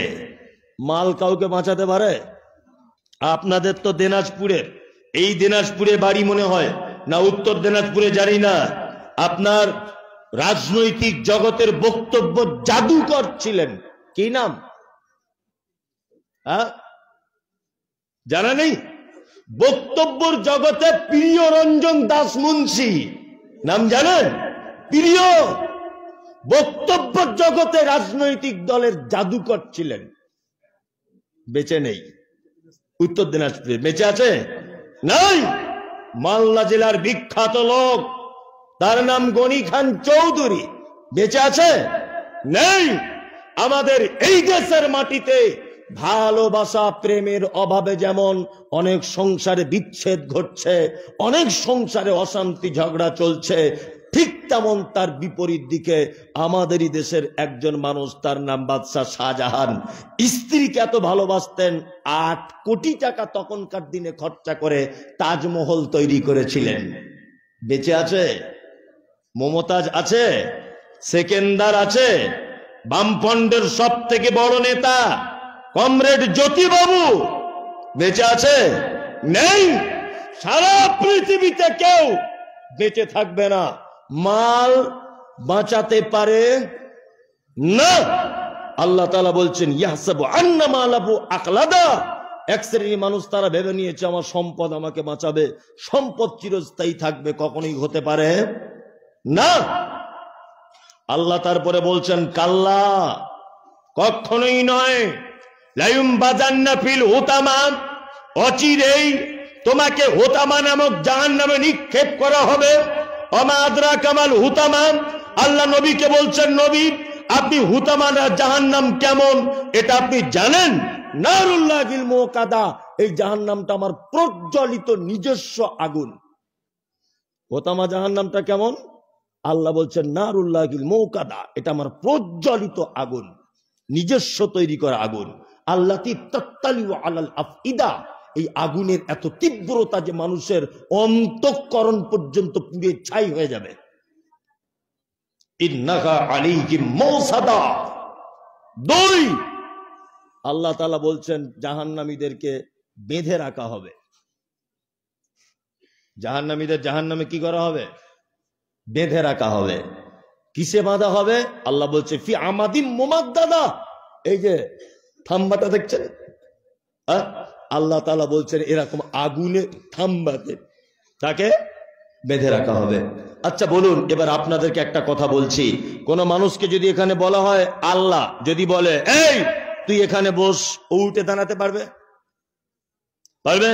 পারবে না। আল্লাহ যদি কাউকে বলে তুই দৌড়া, ও দাঁড়াতে পারবে? পারবে না। আল্লাহর আদেশ নিষেধ এটাই তো চূড়ান্ত। তা আল্লাহ জাহান্নামীদেরকে জাহান্নামে রেখে দিতেই পারতেন, বানতে হলো কেন? কি পালাবে বলে নাকি? এখানে একটা যুক্তি আছে না? আল্লাহ জাহান্নামে যদি কাউকে দিয়ে দেয় এটাই তো শেষ, তাহলে আল্লাহ বাঁধবে কেন? এই দেখুন একটা যুক্তি আপনাকে দেখাই। আমাদের গ্রামের কিছু ছেঁচড়া চোর, ওই লোকের ছাগল চুরি করে, বদনা চুরি করে, সাইকেল চুরি, এরকম চোর আছে না? আছে। এইরকম চোর যখন ধরা পড়ে পাড়ায়, তখন কি হয়? গ্রামের মোড়ল বা রাজনৈতিক দলের প্রধান তাকে ল্যাম্পপোস্টে বাঁধে, বেঁধে কি বলে, দেখি তোর কোন বাপ আছে এখান থেকে তোকে ছাড়াবে, বলে না? তার মানে কি, মোড়ল নিজের ক্ষমতা দেখাতে চায়, দেখ আমার কত ক্ষমতা, আমি তোকে বেঁধে রেখে দিয়েছি, তাই না? আল্লাহ তাআলা বলেন খুযূহু ফাগুল্লুম সুম্মা জাগিমু সাল্লুম। পৃথিবীর প্রতিটা অত্যাচারী, স্বৈরাচারী, পৃথিবীর প্রত্যেক পাপী মানুষকে আল্লাহ ফেরেশতাদেরকে বলবেন খুযূহু ফাগুল্লু, তাদেরকে পাকড়াও করো, সুম্মা জাগিমু সাল্লু, এবং তাদের হাতগুলোকে পিছন দিকে বাঁধো, এবং তাদের মাথাটা নিচের দিকে করে, পাগুলো উপরের দিকে করে হিচড়াতে হিচড়াতে জাহান্নামে নিক্ষেপ করো। আর ফি আমাদিম মুমাদ্দাদা, জাহান্নামের থাম্বাতে তাদেরকে বাঁধো। তার মানে বাঁধবার কারণ হচ্ছে এই লকডাউনের নাম করে যারা বাবরি মসজিদ ভেঙে দিয়েছে, আপনারা জানেন, জানেন না? ক্ষমতা আছে বলে মুসলিমদের কিছু করার ছিল না। ঠিক আছে, আমরা মেনে নিলাম মসজিদ ওখানে ছিল না, সব যুক্তি তর্কের খাতিরে মেনে নিলাম, কিন্তু এটা কোশ্চিন কালেও তোমার ক্ষমতা ছিল না। যদি তুমি ক্ষমতায় না থাকতে, ক্ষমতার একটা এক্সট্রা পাওয়ার আছে, তাই না? আল্লাহ সুবহানাহু ওয়া তাআলা বলবেন সেদিন ক্ষমতা দেখিয়ে বিশাল ঐতিহ্যবাহী জিনিস ভেঙে গুড়িয়ে দিয়েছিলে, সেখানে মন্দির স্থাপন করেছো, কোনো দুঃখ নেই, আমি আল্লাহ খুযূহু সুম্মা জাগিমু সাল্লু, তোমার মতো আজকে মন্ত্রী, এমএলএ, নেতা, রাষ্ট্রপ্রধানের হাত পিছনে বেঁধে রাখবো, দেখি কোন বাপের বেটা তোমার হাত এখান থেকে খুলে নিয়ে যেতে পারে। ক্ষমতা ছিল, মুসলমানদের উপর অত্যাচার চালিয়েছ, ক্ষমতা ছিল, তাই দলীয় দাপট, নোট, ভোট, কোট, লাঠি পাটি, কমরেড, নেতা, সবাইকে দিয়ে মুসলিমদেরকে শোষণ করার চেষ্টা করেছিলে। আজকে আমি আল্লাহ তোমার হাতগুলো পিছনে বেঁধে দেব, দেখি তোমার কোন কমরেড আছে এখান থেকে হাত খুলে নিয়ে যাবে। সেদিন একচ্ছত্র মালিকানার দায়িত্বে কে? কে? আল্লাহ। আল্লাহ তাআলা বলছেন আহকামুল হাকিমিন, বিচারকের বিচারক আমি আল্লাহ। চলুন তাহলে আপনাকে বলে দিলাম জাহান্নামে এরা এরা যাচ্ছে, তাহলে বাকি থাকলো আপনার জান্নাত, তাই না? এখনো তো বলতে গেলে জাহান্নামে তো গাদা গাদা হাদিস কোরআন পড়েই আছে, এখন সারা রাতে বলা যাবে, কিন্তু শীত অনেক, মানুষ আবার রিটার্ন করবে, বাড়িতে যাবে, এটাও একটা দিক, তাই না? 11টা তো বেজেই গেল, আর হয়তো আধ ঘন্টা, 1 ঘন্টা, হয়তো 1 ঘন্টা না হলো আর আধ ঘন্টা। এবার আপনারা যারা জান্নাতে যেতে প্রস্তুত সবাই, ইনশাল্লাহ সবাই তো, ওরে বাবা জান্নাতের ব্যাপার কঠিন ব্যাপার, জান্নাতে তো যেতেই হবে, তাই না? এই আমার দিকে ফিরুন, প্রথমে আপনাকে বলে দিই জান্নাতটা কেমন। আমার দিকে ফিরুন 1 মিনিট। আম্মাজান, কথা বলিয়েন না, কথা বললে আমি পালাবো। আম্মাজান আয়েশা সিদ্দিকা রাদিয়াল্লাহু তাআলা আনহা, তিনি আল্লাহর নবীকে বলছেন, আল্লাহর নবী আপনি তো বলেছেন যে এতিমকে যদি কেউ 1 টাকা যদি দান করে, কাকে? এতিমকে, তাহলে সেই লোকটার জন্য জান্নাতে একটা খাজুর গাছের জামিনদার থাকবে মুহাম্মদ সাল্লাল্লাহু আলাইহি ওয়াসাল্লাম। তা আম্মা জান আয়েশা বলছেন, আল্লাহ রসুল, সেই খেজুর গাছটা কি আমাদের মদিনার মতো গাছ হবে? কেমন খেজুর গাছটা জান্নাতের? বিশ্ব নবী বলছেন, আয়েশা তুমি এমন একটা প্রশ্ন করলে, জান্নাতের একটা খাজুরি গাছের ছায়া শেষ করতে একটা দ্রুতগামী ঘোড়া 100 বছর যদি ছুটতে থাকে তবুও জান্নাতের একটা খেজুরি গাছের ছায়া শেষ করতে পারবে না। এর নাম জান্নাত। এর নাম কি? জান্নাত। চলুন, প্রত্যেক শুক্রবারে জান্নাতে একটা বাজার বসবে। কি বসবে? বাজার। আর প্রত্যেক জান্নাতীরা জান্নাতে একটা তাঁবু টাঙাবে। আমরা যদি এখন দার্জিলিং এ বেড়াতে যাই, কি করব? হোটেল ভাড়া নেবো। ঠিক জান্নাতীরা ওই বাজারে এসে তাঁবু টাঙবে। তাঁবুটা এরকম ধরে নেন টাঙানো থাকবে। আর জান্নাতে মেয়ে ছেলেও তো থাকবে, পুরুষরা পাবে, পাবে না? হুর পাবে না? হুর। একটা হুর এখানে বসে থাকবে, একজন জান্নাতি তার সাথে প্রেম বিনিময় করবে, আর একটা হুর ওইখানে থাকবে, আর একটা হুর ওইখানে। একটাই তাঁবুর ভিতরে 70টা হুর থাকবে বসে, আর ওই মানুষটা প্রেম বিনিময় করতে করতে করতে করতে যাবে। আল্লাহর নবী বলছেন, একটা হুরের সাথে প্রেম বিনিময় করে আর একটা হুরের কাছে যেতে টাইম লাগবে 70 বছর। তাহলে 70টা হুর একটা তাঁবুর ভিতরে যদি বসে থাকে, এবার আপনি ভাবুন তাঁবুটা কত বড়। ভাবা যায় এটা? হ্যাঁ, ভাবা যায়? যায় না। এই জান্নাতে আমরা সকলেই যাব ইনশাআল্লাহ। এই জান্নাতের ব্যাপারে আপনাকে হাদিস দিয়ে কয়েকটা আমল বলে দিই, আজকে থেকে আমরা আমলগুলো করব ইনশাআল্লাহ। এক, দুল্লানি আলা আমালিন ইযা আমিলতাহু ফাদাখালতুল জান্নাতা। একটা ছেলে আল্লাহর নবীকে এসে বলছেন, আল্লাহর নবী, আমি জান্নাতে যাব, আপনি আমাকে আমল বলে দেন। বিশ্ব নবী বলছেন, তা'বুদুল্লাহ, সর্বক্ষেত্রে গোলামি করা লাগবে কার? কার? আল্লাহর। খাইরিহি ওয়াশাররিহি মিনাল্লাহি তাআলা, ভালো মন্দ যা কিছু হবে ভরসা কার উপরে? জোরে বলুন, আল্লাহর উপরে ভরসা রাখতে হবে। দুই, ওয়ালা তুশরিক বিহি শাইআ, তুমি যদি জান্নাত যেতে চাও শিরিক করে দিও না। শিরিক বুঝেন তো? কেমন বুঝেন? আমি একটু বোঝাই আপনাকে শিরিক কাকে বলে। শিরিক বললে আবার অনেক মানুষের সঙ্গে আমার মতভেদ হতে পারে। এই উচিত কথাগুলো বলবো, দেখুন এইখানে অনেক লোক আবার বলবে কোথা থেকে এনেছে ধরে, তাই না? অথচ কথাগুলো উচিত। একজন মাস্টার মশাই মানুষ উনি বসে আছেন, উনি কথাগুলো বলবেন যে বাস্তব না অবাস্তব। এক, শিরিক হচ্ছে আল্লাহর যে ক্ষমতা আছে, এই ক্ষমতা পৃথিবীর অন্য কারো আছে এটা মনে করা শিরিক। বাচ্চা এটা কে দিতে পারে? কে? আল্লাহ, তাই না? আচ্ছা, সুখে অসুখে কার হাতে? আল্লাহর হাতে। লম্বা বেঠে কালো ধলো, বোবা অন্ধ, সুস্থতা অসুস্থতা, সচ্ছলতা অসচ্ছলতা, এটা কার হাতে? আল্লাহর হাতে। তারপরেও তো দেখছি 4টে আংটি পড়ে আছে, এটা অষ্টধাতুর, বাচ্চা কাচ্চা হয় না তাই। আর এটা প্রেম ভালোবাসার, এটা রাতে চমকে চমকে ওঠে, আর এইটা ঘন ঘন পেচ্ছাপ হয় তাই। আছে না? আছে না? এগুলো দেখলে আমার মাথা গরম হয়ে যায়। হযরত ওমরের নাম শুনেছেন? এখানে হাজী সাহেব কেউ আছেন? একজন হাজী সাহেব, আপনি? মাশাআল্লাহ, একজন হাজী সাহেব আছেন। আমিও নিজে ঘুরে এসেছি মক্কা থেকে। আর যদি কেউ উমরা যদি করতে চান, উমরা হজ 1 লাখ টাকা বাজেট, তা আমি সবসময়ই লোক নিয়ে যাই, আমার সঙ্গে যোগাযোগ করবেন ইনশাআল্লাহ। এখান থেকে গিয়ে আমার বাড়িতে থাকবেন, এয়ারপোর্টের পাশেই আমার বাড়ি, ওখানে থাকবেন, ওখান থেকে সব একসঙ্গে যাবো ইনশাআল্লাহ। মক্কাটা না দেখলে বুঝতে পারবেন না, জীবনে তৃপ্তি পাবেন না। যে আপনি একজন মুসলিম, এই তৃপ্তি আপনি পাবেন না।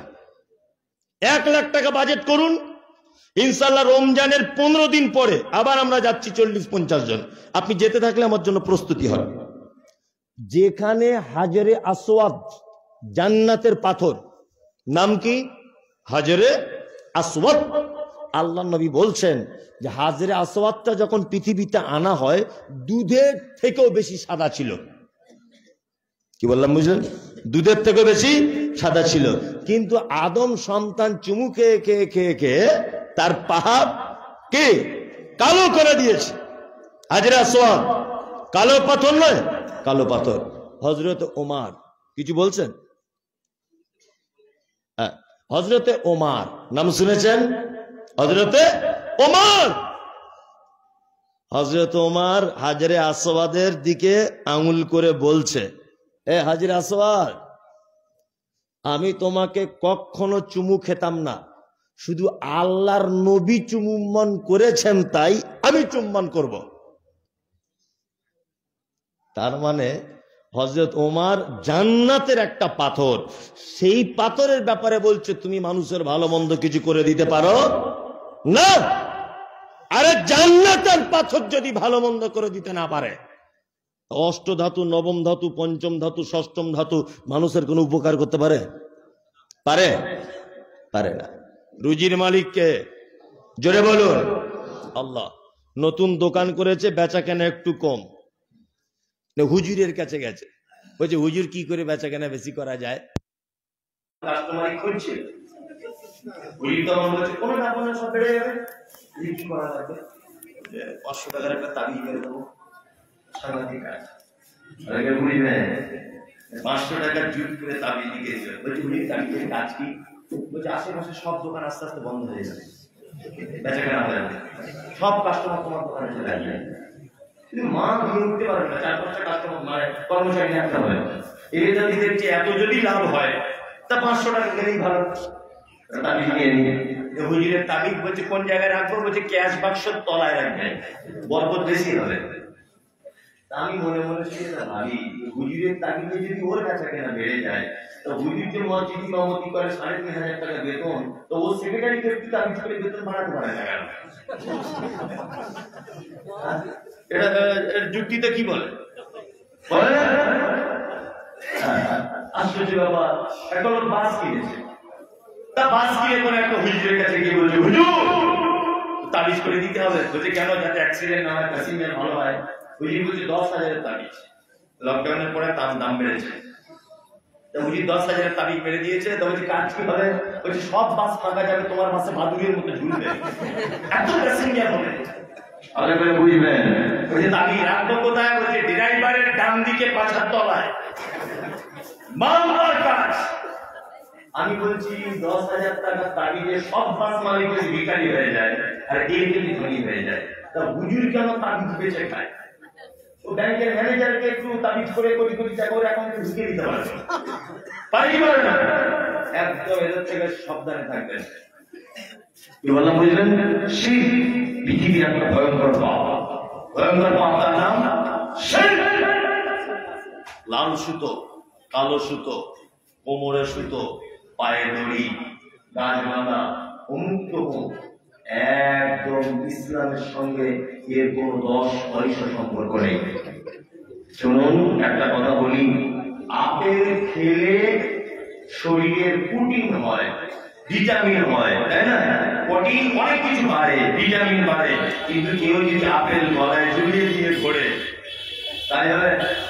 গলায় ঝুলিয়ে বেদানা বা আপেল গলায় ঝুলিয়ে ঘুরছে, তাই হবে? হবে না। আমার জ্বর হয়েছে, প্যারাসিটামল দিয়েছে, ডাক্তার খেতে হবে, যদি বগলে করে নিয়ে ঘুরি কাজ হবে না। কোরআন তাবিজ করে বেঁধে গলায় ঝুলে ওতে কাজ নেই। আল্লাহ বলেছেন কোরআনে রয়েছে মানুষের জন্য আবদ্ধ, তুমি কোরআন তেলাওয়াত করো, এর ভিতরে সব সমস্যার সমাধান। হুজুর তো সস্তা করে দিয়েছে যে তোমায় পড়া লাগবে না, শুধু আমি রয়েছি তো লিখে তোমার কাজ হয়ে যায়। বুঝলেন?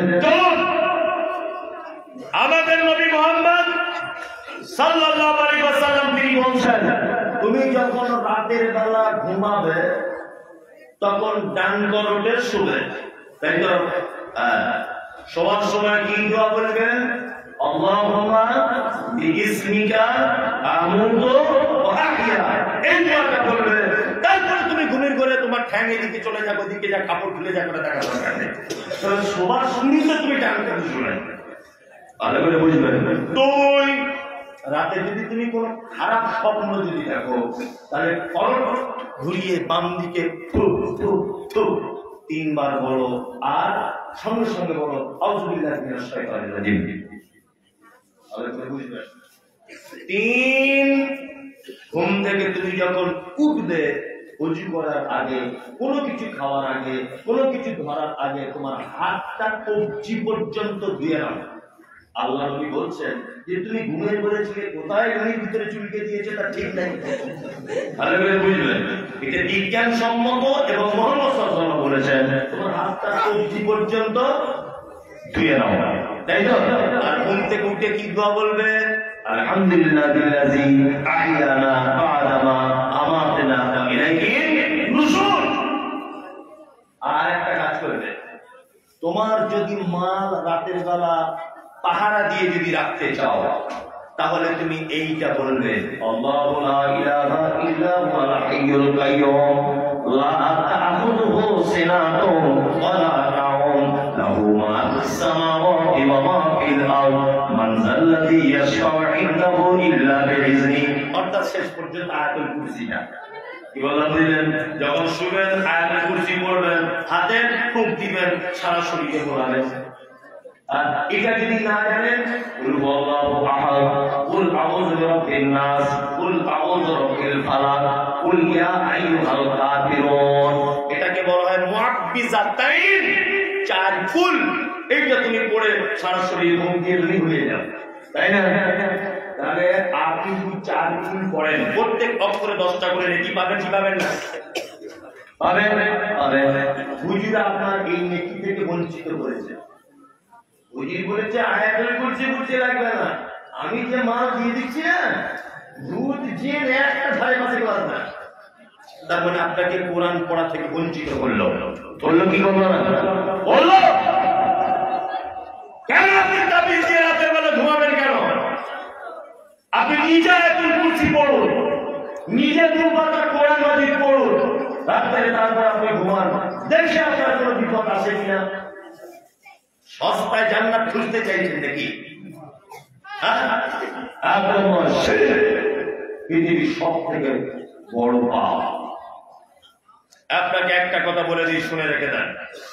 আমি বালুরঘাট রেল স্টেশনে দাঁড়িয়ে আছি এই জায়গাটায়, আর মাস্টার মশাই ওই জায়গায় দাঁড়িয়ে আছে প্ল্যাটফর্মে। প্ল্যাটফর্মে কুকুর থাকে না, কুকুর টুকুর ঘরে। আমি দাঁড়িয়ে দাঁড়িয়ে একটা বিস্কুট আর চা খাচ্ছি, বিস্কুট চা পান করছি দাঁড়িয়ে দাঁড়িয়ে। আর মাস্টার সাহেব ওই দিকে দাঁড়িয়ে আছে খালি হাতে, কিছু খাচ্ছে না, চুপচাপ। আচ্ছা, প্ল্যাটফর্মের যে কুকুরগুলো ওরা ঘুরতে ঘুরতে কার কাছে গিয়ে দাঁড়াবে বলুন তো? বলুন তাড়াতাড়ি।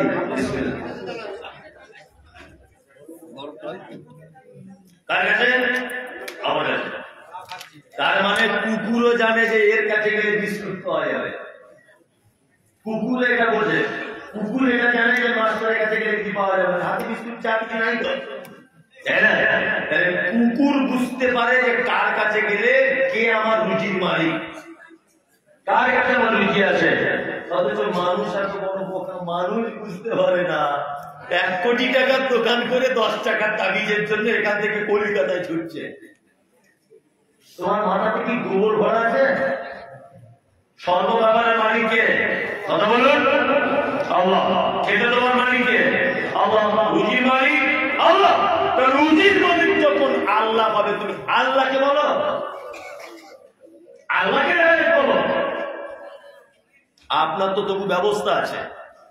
এই বাঘ, গরু, হিংস্র প্রাণী যারা জঙ্গলে বসবাস করে, আচ্ছা বলুন তো এরা পৃথিবীর কোন মানুষের দ্বারস্থ হয়? জীবনে সুন্দরবনের বাঘেরা এসে ওদিকে হাসিনা সরকার আর এদিকে নরেন্দ্র মোদীকে চিঠি কল করে বলেছে যে আমাদের সুন্দরবনে খাদ্য খাবারের অভাব, কিছু মরা গরু টরু থাকে পাঠাও? ব্যাপার আছে নাই। তার মানে রুজির ব্যবস্থা করে কে? আল্লাহ। পবিত্র কোরআনের কথা বলছেন, ওয়ালা মিন দাবাতিন ফিল আরদি ইল্লা আলাল্লাহি রিজকুহা। জলের তলে, পাহাড় পর্বতে, পাথরের ভিতরে, জমিনের তলাতেও, যেখানে যে অবস্থায় প্রাণী যার আছে, রুজি যার প্রয়োজন, আমি আল্লাহ আমার কাছে চাইলেও পেয়ে যাবে, না চাইলেও পেয়ে যাবে। রুজির মালিককে আল্লাহ। গরু রুজি পায়, কুকুর রুজি পায়, শুকর রুজি পায়, বিষাক্ত সাপ রুজি পায়, জঙ্গলের প্রাণী রুজি পায়। আর মানুষ তুমি এত বড় বেঈমান, 10 টাকার চালের ভাত খেতে পারবে না, তুমি এই চাল সন্ধানের জন্য অন্য জনের কাছে চাইতে যাচ্ছ। আছে না নেই? কারোর কাছে চাওয়া যাবে না। আমাদের মেয়েরা বাড়ির বাচ্চাদের আপনাদের এখানে দেয়, এখানে কালো টিপ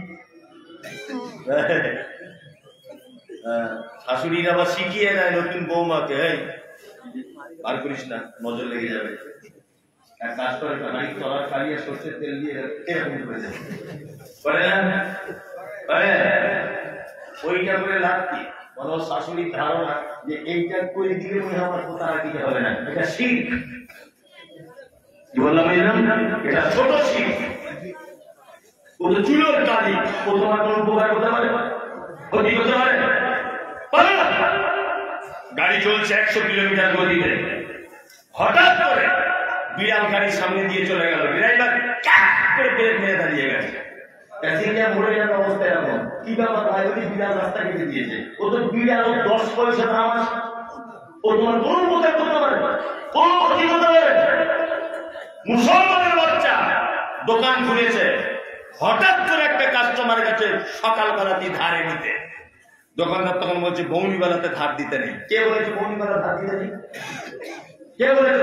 বৌনিবেলা ধার দিলে কি ক্ষতি হয়? অনেকজন আবার বলছে দাঁড়াও ধূপটা জ্বালিয়ে নি, ঝাড়ু দিয়ে দিই, তাছাড়া মাল দেওয়া যাবে। ধূপ তো আপনার গোবর আর কাঠের গুঁড়ো দিয়ে তৈরি হয়, ও তোমার কি উপকার করতে পারে, কি ক্ষতি করতে পারে? কিছু করতে পারে? তুমি দোকান খুলেছ, প্রথমে এইটা বলে খোলো বিসমিল্লাহ, আল্লাহ তুই রুজির মালিক। আমি শুধু কাপড়ের দোকানটা করতে হয় তাই করেছি, আমি শুধু মুদিখানার দোকানটা করতে হয় তাই করেছি। এর মাধ্যমে রুজির ব্যবস্থা করবে কে? কে? আল্লাহ। মুহাম্মদ সাল্লাল্লাহু আলাইহি ওয়াসাল্লাম ছেলেটাকে বলছেন, তুমি যদি জান্নাত যেতে চাও আলা তুশরিক বিহি শাইআ, কখনো যেন আল্লাহর সাথে কাউকে শরীক করে দিও না। অতুকিমুস সালাতিল মাকতুবাতা, মুহাম্মদ সাল্লাল্লাহু আলাইহি ওয়াসাল্লাম তিনি বলছেন, তুমি যদি জান্নাত যেতে চাও 5 ওয়াক্তের নামাজ সালাত ছেড়ে দিও না। 5 ওয়াক্তের নামাজ ছেড়ে দিও না। 5 ওয়াক্তের নামাজ কেন পড়েন? 5 ওয়াক্তের লোক হাত তুলুন, সবাই তুলুন। 5 ওয়াক্তের গুলো চোখ ধরা পড়বে। চোখ ধরা পড়েছে কি বললাম বললেন? শোনো, আমাদের বাজারে 3-4 রকমের নামাজি আছে, বলবো? বলে দিই। এক, কেউ হাসবেন না যেন। জোহরে যায়, আসরে যায়, মাগরিবে দোকান খোলে, এসার সময় দোকান বন্ধ করে, ফজরের ঠান্ডায় ঘুম ভাঙে না। এই একটা কোয়ালিটি না? আর একটা কোয়ালিটি শুধু জুম্মায় যায়, মানে এমন পাঞ্জাবি আর ফক সেন মেরে যাচ্ছে মনে হচ্ছে আব্দুল কাদের জেলানি। গ্রামে একদম বড় বিশ্বাস ঢুকে গেছে, এরকম একটা ব্যাপার, তাই না? শুক্রবারের কাস্টমার। আর একটা দল হচ্ছে শুধু ঈদে যায়, আর ঈদে যায় না, ঝামেলা বাঁধায়। আর 4 নম্বর হচ্ছে 5 ওয়াক্ত পরে তো ধোয়া ধোয়া কিছু বুঝে না, এমনিতেই চালায়। এরকম লোক আছে না? নেই? আছে। এবারে আর বলুন, এই 4 কোয়ালিটির লোক যাদের নাম বললাম, এরা নামাজি না বেনামাজি? বলুন। বেনামাজি, নাম নামাজি। এই ঠিক বলেছেন, নাম নামাজি। আল্লাহু আকবার, আফসোস লাগে। এদের অবস্থা কেমন? আমার ছেলে এবার মাধ্যমিক পরীক্ষা দেবে, তা আমার ছেলের 4টে সাবজেক্টে পরীক্ষা হবে, 3টেতে 100 পেয়েছে। আমি এটা মাস্টারমশাইকে জিজ্ঞেস করছি, আপনি বলুন। 3টেতে 100, আর একটাতে আমার ছেলে 0। মাধ্যমিকের যেদিন রেজাল্ট আউট হবে, আমার ছেলে পাস না ফেল? ফেল। 3টেতে কিন্তু 100। একটা জিরো ফেল। জোহরে গেছে 100 নাম্বার পেয়েছে, আসরে গেছে 100 নাম্বার পেয়েছে, মাগরিবে দোকান খুলেছে, এশায় দোকান বন্ধ করেছে, আর ফজরের সময় ঠান্ডায় ঘুম ভাঙেনি। তার মানে বোঝা গেল 3-4 সাবজেক্টে 100 নাম্বার, আর দুটোতে 0। তার মানে বোঝা যায় এ বেনামাজি, এ ফেল করে গেছে আল্লাহ দরবারে। আল্লাহ বলেছেন সালাওয়াতিহিম ইউহাফিজুন, মুমিন তারা, জান্নাতে যাবে তারা যারা সালাওয়াতিহিম, যারা তাদের সালাত সমূহকে হেফাজত করে। এখানে আলেম যদি কেউ থাকে বুঝবে, আল্লাহ বহু বছর ব্যবহার করে বলছেন সালাওয়াতিহিম, মানে যারা সালাত সমূহকে 5 ওয়াক্ত যারা সালাত আদায় করে, এরা যাবে কোথায়? ফেরদাউস, জান্নাতে। তার মানে এরা বেনামাজি হয়ে গেল, তাই তো? চলো এবার আরেকটা কথা বলে দিই। নাম্বার 2, কিছু লোক আছে 5 ওয়াক্তই যায় কিন্তু কিছু বোঝে না। চাচা চাচা কত বছর নামাজ পড়ছো? বাপ কেটে মরে যায় 30 বছর হলে। আচ্ছা আচ্ছা, আর রুকু থেকে উঠে কি দোয়া বলতে হয়? বলছে বাবার লজ্জা দেবে না, ওটা আমি মুখস্থ করতে পারি না এখনো। 60 বছর বয়স আছে, ভালো করে বুঝবেন। আচ্ছা চাচা, ওই দুয়ায়ে কুনুত, বেতের নামাজের দোয়াটা একটু বলুন তো। বাপ অত বড় মুখস্থ থাকে, স্মৃতিশক্তি কমে গেছে, চোখে কম দেখি কানে কম শুনি। যে বলছে চোখে কম দেখি কানে কম শুনি, 2 টাকা কম দিয়ে দেখবে, সারাম বুঝতে পেরে যাবে, তাই না? কিছু লোক আছে মাঠে জমির আল কেটে বেঁকিয়ে দিয়ে এসছে, যে মসজিদে এসে বলছে এই কাতা ঠিক কর। পরের জমির আল বেঁকিয়ে মসজিদে কাতা ঠিক করালো। এই আছে দিনাজপুরে? আছে আছে, কত ভণ্ডামি দেখবে। ও স্বীকার করলো জানি না, দোয়া জানি না, তাই তো? কিন্তু ওই লোকটাকে দেখবেন যখন রুকুতে যাচ্ছে, সেজদায়, আমি বলছি তুই যখন দোয়া জানিস না ঠোঁট নাড়িস কেন? এটা একটা প্রশ্ন, প্রশ্ন নাই? তার মানে ও এতদিন দিনাজপুরের লোককে ধোকা দিয়ে কাজ হলো না, আল্লাহকে ধোকা দিতে গেছে মসজিদে। এই বলছি না, এইরকম চালাকি করে আর কদিন চলবে? দুটো দুয়ার বই কিনে দুয়া মুখস্থ করা যায় না? 60 বছর বয়স হয়ে গেল, কবরে পা ঢুকতে গেল, এখনো তুমি একটা নামাজের দোয়া শিখতে পারোনি? লজ্জা তো পারবে। 30 বছর নামাজ পড়ছে, সূরা ফাতিহা জানে না, এরকম নামাজি অবরহ আমাদের সমাজে নেই। কোন পা দিয়ে মসজিদে ঢুকতে হয় এইটাও সে জানে না, নামাজ পড়েই যাচ্ছে, কালো দাগ হয়ে গেছে এই জায়গায়, আবার জানার চেষ্টাও করে না। কেউ যদি ভুলটা ধরিয়ে দিতে যায়, তা বলে তোর কবরে তুই যাবে, আমার কবরে আমি যাবো, বেশি ফটর ফটর করিস না। আছে না এরকম? তুই বড় মরিস নাকি? তোর থেকে আমার বয়স বেশি না কম? বুড়ো লোক, কিন্তু টেম্পার খারাপ নয়। এখনো কাছে নেই, আছে। নামাজ না যে পড়ে তার থাকার জায়গা জাহান্নাম। শেষ কথা শুনে না, কি বললাম বুঝলেন? আমার কথাটা রেকর্ডিং করে রাখুন, মনের অ্যালবামে ছবি করে রাখুন, আর হৃদয়ের মণিকোঠায় লিখে রাখুন, ফোনে রেকর্ডিং করে রাখুন। নামাজ না পড়া ব্যক্তি তার থাকার জায়গা জাহান্নাম। কি বললাম বুঝলেন? থাকার জায়গা জাহান্নাম। কুরআন এই কথা বলছে, মা সালাকাকুম ফি সাকার ক্বালু লাম নাকু মিনাল মুসাল্লিন। একজন জাহান্নামীকে জিজ্ঞাসা করা হবে, এই তুমি কেন জাহান্নামের? সে তখন বলবে সব ভালো কাজ করেছিলাম আল্লাহ। ক্বালু লাম নাকু মিনাল মুসাল্লিন, শুধু আমি মুসাল্লি, নামাজি ছিলাম না, শুধু নামাজি ছিলাম না। যদি আপনাকে বেনামাজির কারণে একদিন যদি জাহান্নামে আল্লাহ থাকতে বলে, সেই দিনটা হবে 50,000 বছরের সমান।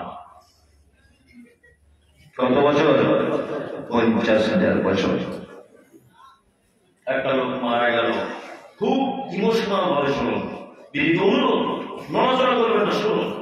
একটা লোক মারা গেল, জানাজার লাশ রেখে ইমাম সাহেব কি বলে? ইমাম সাহেব বলে, আসসালামু আলাইকুম, কুল্লু নাফসিন যায়িকাতুল মাউত, প্রত্যেক প্রাণীর মৃত্যুর স্বাদ গ্রহণ করতে হবে।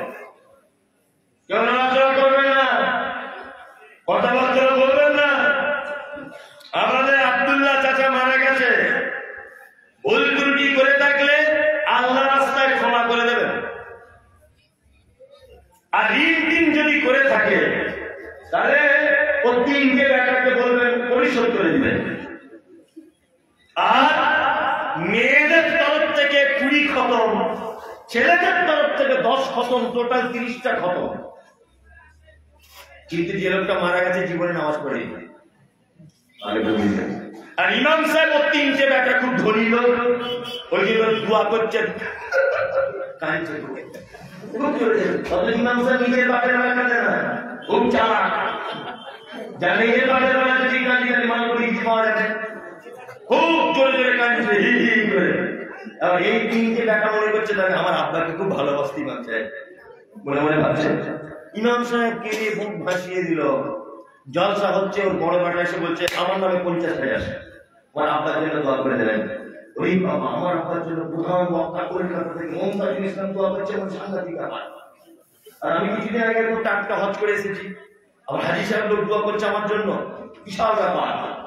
ও ভাবছে যে ইমাম সাহেব দোয়া করেছে, জানাজার এত লোক দোয়া করেছে, 30টা খতম দোয়া হয়েছে, আর প্রধান বক্তা মুমতাজুল ইসলাম দোয়া করছে, আমার আব্বা আর জান্নাত যেতে বাকি থাকে।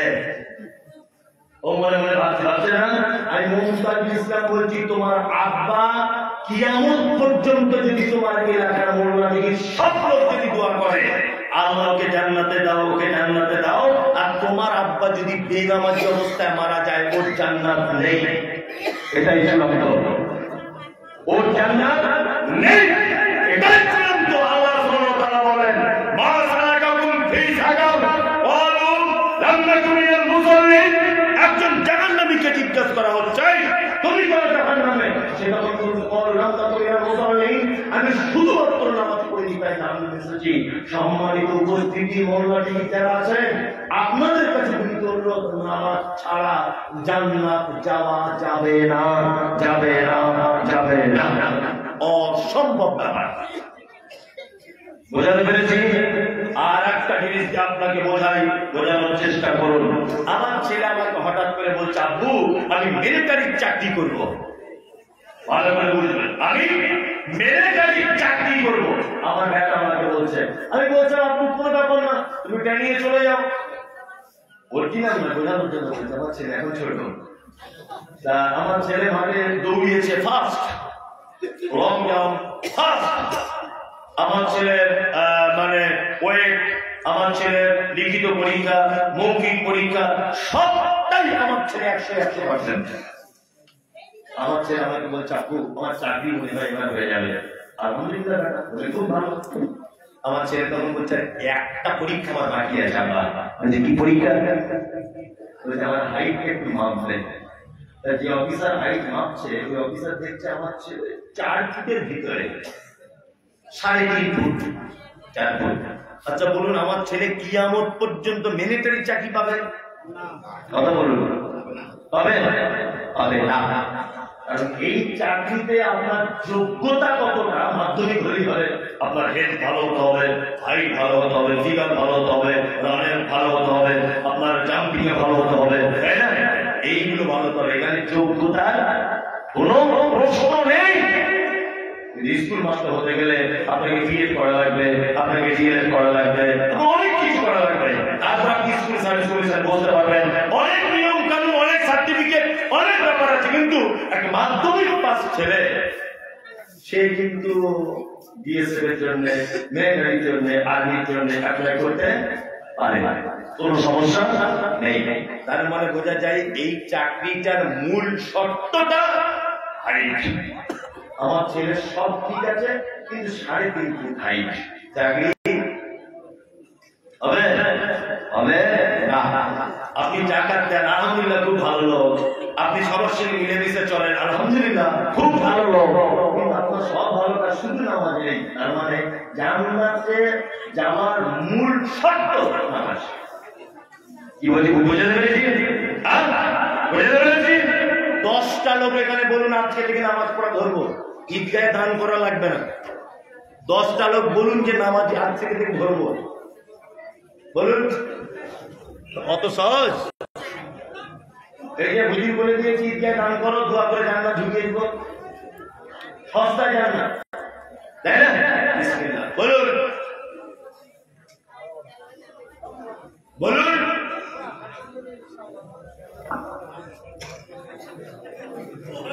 অত সহজ নয়। মৌলভী সাহেব ফ্রিতে কি করে জান্নাত যাওয়া যায় সেই লাইনটা পার করে দেন। শীতকালে উঠে অজু করে জান্নাত যেতে হবে, একটু সবাই জানে। আপনাকে এনেছি মানে শর্টকাটে রাস্তাটা বলে দেন, এটা তো আছেন। আপনার জন্য আমি দোয়া করি যে আল্লাহ আপনাকে দিনের জন্য কবুল করুন, আমিন। সত্যি এটা বড় লজ্জা এবং দুঃখের বিষয়। আপনি নিজে আত্মসমালোচনা করুন এবং নিজের সমীক্ষা করুন নিজের অন্তরের কাছে, এবং ভাবনার জগতে আমার কথাগুলো ফেলুন যে আজকে এই জলসাটা করতে মিনিমাম 1 লাখ টাকার বাজেট আছে। আচ্ছা, প্যান্ডেল মাইক বক্তা এটা ওটা নিয়ে মিনিমাম 1 লক্ষ টাকা। তার মানে 1 লক্ষ টাকার ফলাফল 0। এটা ভেবেছেন? আপনি শিক্ষিত মানুষ ভাবছেন যে 1 লক্ষ টাকার ফলাফল 0। 0 না 0। অন্তত 1 লক্ষ টাকা যদি 10টা নামাজি যদি বাড়ত, 10 বছর যদি এই জলসা হতো, তাহলে এই গ্রামে 100টা নামাজি হতো। ঠিক বলছি না? ঠিক বলছি। আফসোস, আপনি হয়তো হেসে কাটিয়ে দিলেন। কথাটা একবার ভাবুন যে আমার এই কথাটা কত কুইন্টাল ওজন হতে পারে। 10টা লোক নয়, 1টা লোক বলুন তো যে আজকে থেকে আমি 5 ওয়াক্ত নামাজ ধরবো। একটা দেখি কি আল্লাহ তাকে কবুল করছে। আপনি পড়বেন কাল থেকে? শিওর পড়েন? পড়েন না, হাত তুলে যান। কি মহা বিপদ। আমার একটা মহিলা মাদ্রাসা আছে, জানেন? আমার একটা এতিমখানা মহিলা মাদ্রাসা আছে। সোশ্যাল মিডিয়াতে সার্চ করবেন যে মমতাজুল ইসলাম সাহেবের মাদ্রাসা, মেয়েদের। একদিন গার্জেন আসে, বৃহস্পতিবার গার্জেন আসে। তবে একদিন মাদ্রাসার বারান্দাতে বসে আছে, একটা গার্জেন এসেছে। এসে আমাকে বলছে, কথায় কথায় বলছে, হুজুর আপনি জীবনে মেয়ে ছেলে দেখেছেন? কি আবার কেমন রাস্তাঘাটে যায়, মেয়ে ছেলে তো দেখা হয়। সত্যি যেটা সেটাই বলেছি, আমি মেয়ে ছেলে দেখতে পাই। তখন বলছে, উনি বলছেন যে আমি জীবনে কোনো মেয়ে ছেলে দেখিনি। যখন বাচ্চুরি বাবা ফেরেশতার মনে আমার মাদ্রাসায় ঢুকেছে। এত আল্লাহ লোক। লোকটা যখন আজানের সময় অজু করছি, যখন ও অজু করছে আমার পাশে, চশমাটা দিয়ে খুলেছে, দেখছি লোকটা 2 চোখের অন্ধ। আমি তখন বলছি, ভাই তোমার তো মেয়ে ছেলে দেখার মেশিনই নাই, দেখবে কেমন করে? মেয়ে ছেলে দেখার যে কি মজা, কি যে স্বাদ, সেই মেশিনটাই তো তোমার খারাপ। কি বলছি বুঝতে পারছেন না? ও যদি বলে আমি জীবনে মেয়ে ছেলে দেখিনি, এটা কোনো বাহাদুরি না। চোখ বানানো যদি কেউ বলে মেয়ে ছেলে দেখিনি, এটা বাহাদুরি। তা উনি হাত দিলে বলছেন আমি পড়বো, দিয়ে এমনি পড়ে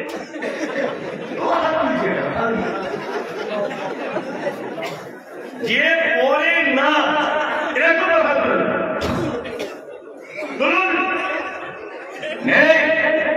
বসুন, এবার বসুন, চুপচাপ। মানে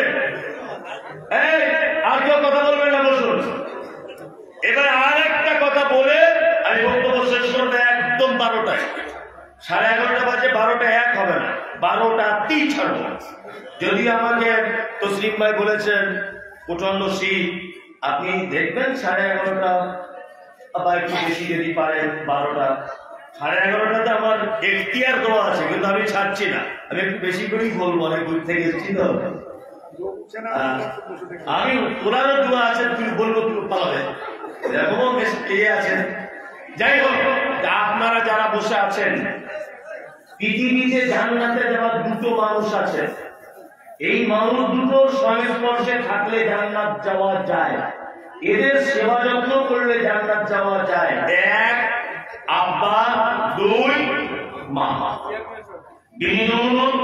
এতক্ষণ যেন আমার বক্তব্য শুনেছেন, আপনি সব ভুলে যান, আমার কোন আপত্তি নেই, সব মনে রাখুন, আলহামদুলিল্লাহ। কিন্তু এই কথাটা বলার সময় শুধু নিঃশ্বাসটা নেবেন, মাথা পর্যন্ত নড়াচড়া করবেন না, পুরো মরা মানুষের মতো থাকুন। এক, প্রশ্ন দুটো প্রথমে করে উত্তর দেন। জান্নাতে যাওয়ার মাধ্যম বলছি। আপনাদের এলাকায় বুড়ো বয়সে আব্বা মারা ছেলেদের কাছে ভাত খায় কেমন করে? চারটে ছেলে কেমন করে? পানি করে। তবে এই লোকটা কিন্তু খুব সাহসী লোক, যে কটা প্রশ্ন করছি চটপট করে বলছে, খুব ভালো লোক। যাই হোক, আলহামদুলিল্লাহ। পানি সিস্টেমে পানিটা কেমন? মনে হয় যে ওর মা মসজিদের মুয়াজ্জিন আর ওর বাপ মসজিদের ইমাম। 15 দিন করে বেটাদের কাছে খায়, 16 দিন হয়ে গেলে বেটা বড় বড় চোখ বার করে। বৌমার আবার মিষ্টি করে বলে, ক্যালেন্ডার দেখে খেতে পারো না, আজকে কত তারিখ?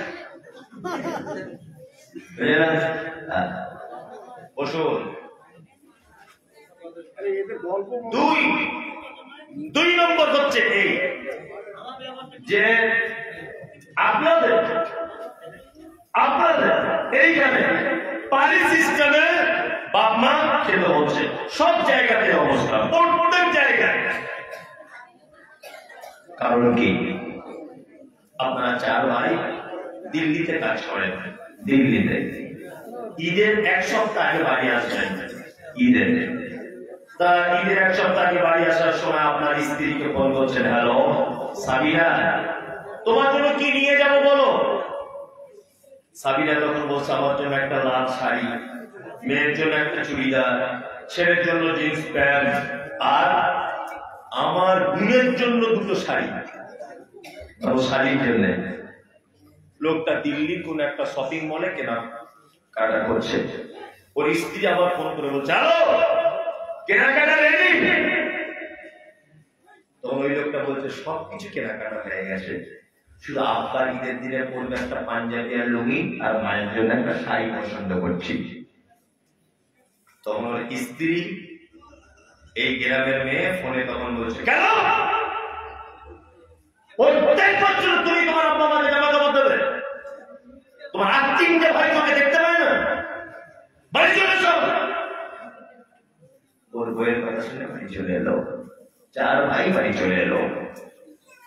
ঈদের দিনে মসজিদের মাইকে তাকবীর হচ্ছে, আল্লাহু আকবার, আল্লাহু আকবার, লা ইলাহা ইল্লাল্লাহ, আল্লাহু আকবার, আল্লাহু আকবার, ওয়ালিল্লাহিল হামদ, আল্লাহু আকবার কাবীরা, আলহামদুলিল্লাহি কাসীরা, সুবহানাল্লাহি বুকরাতাও ওয়া আসীলা।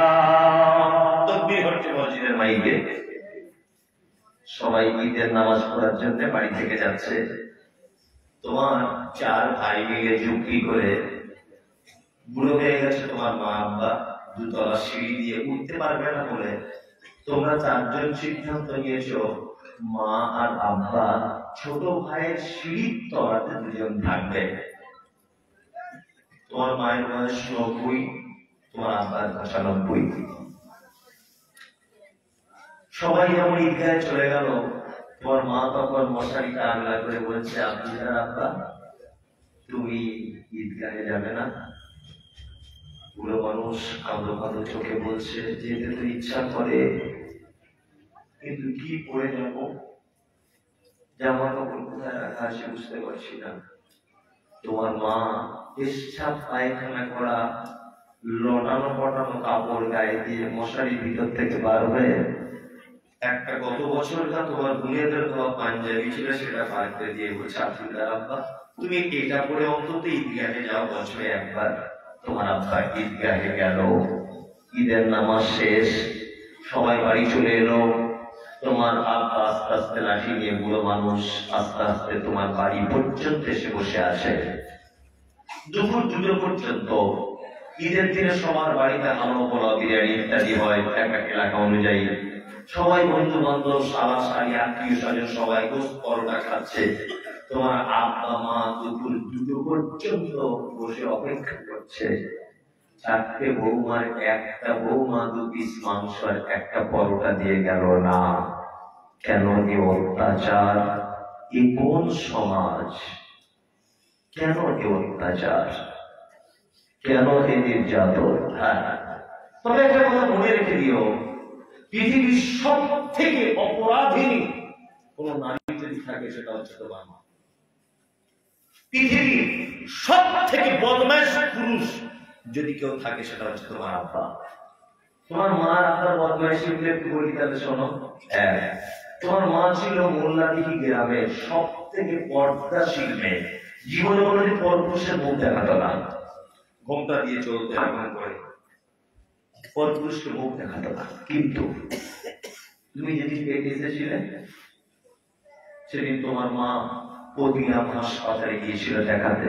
ডাক্তারবাবু বলেছে আর দেরি নেই, 2-4 ঘন্টার ভিতরেই বাচ্চা ডেলিভারি করাতেই হবে।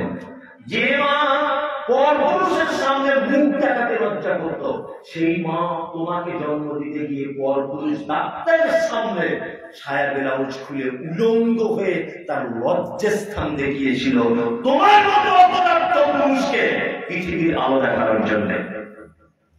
এটা তোমার মায়ের সব থেকে বড় অপরাধ যে তোমার মা, যে মা কাউকে মুখ দেখাতো না, সে মা তার লজ্জার স্থান দেখিয়েছে পরপুরুষ ডাক্তারকে তোমার মতো অপদার্থ ছেলেকে জন্ম দিতে গিয়ে। তোমার মাকে জানো? তুমি আজ পার্টি সিস্টেমে ভাব দাও, নির্লজ্জ কোথাকারে। তোমার মা সেই নারী, তোমার মায়ের চুলগুলো হাঁটু পর্যন্ত দুলতো, কালো কুচকুচ করতে চুলগুলো। পাড়ার মেয়েরা তোমার মায়ের চুল দেখতে আসতো। কিন্তু তোমার মতো অপরাধ ছেলেকে জন্ম দিতে গিয়ে প্রতিরামের হাসপাতালের বেডে কালো কুচকুচে চুলগুলো লাল রক্তে জমাট বেঁধে গিয়েছিল তোমাকে জন্ম দিতে গিয়ে। তোমার মা, তোমার নানার একটা বেটি ছিল, এত আদরের বেটি, জীবনে কোনোদিন ইনজেকশন দিত না, নো ব্লেড দিয়ে কোনোদিন কাটতে পারতো না, এত দিত। কিন্তু তুমি যেদিন পেটে ছিলে তোমার মা ডাক্তার বাবুর কাছে গেছে, ডাক্তার বাবু পেটে সব চেক করার পরে বলেছে মা তোমার বাচ্চা এইভাবে থাকার কথা, এইভাবে উঠে গেছে, বাচ্চাকে আর বাঁচানো যাবে না। তোমার মা সেদিন ডাক্তারের হাত দুটো জড়িয়ে ধরে বলেছিল ডাক্তার বাবু আপনি আমার প্রাণের বিনিময়ে হলেও আপনি আমার বাচ্চাকে বাঁচান। ডাক্তার বাবু সুস্থ তোমার মা জীবিত তখনও একটা ধারালো ছুরি দিয়ে তোমার মায়ের পেট ক্যাচ করে কেটে দিয়ে তোমার মতো অপদার্থ ছেলেকে সূর্যের আলো দেখানো হয়েছিল। সেই যে মোটা সঞ্চার সুতো দিয়ে তোমার মায়ের পেট সেলাই করা হয়েছিল। আজ 90 বছর বয়সে তোমার মা মশারির ভিতরে তার ব্যথা অনুভব করে।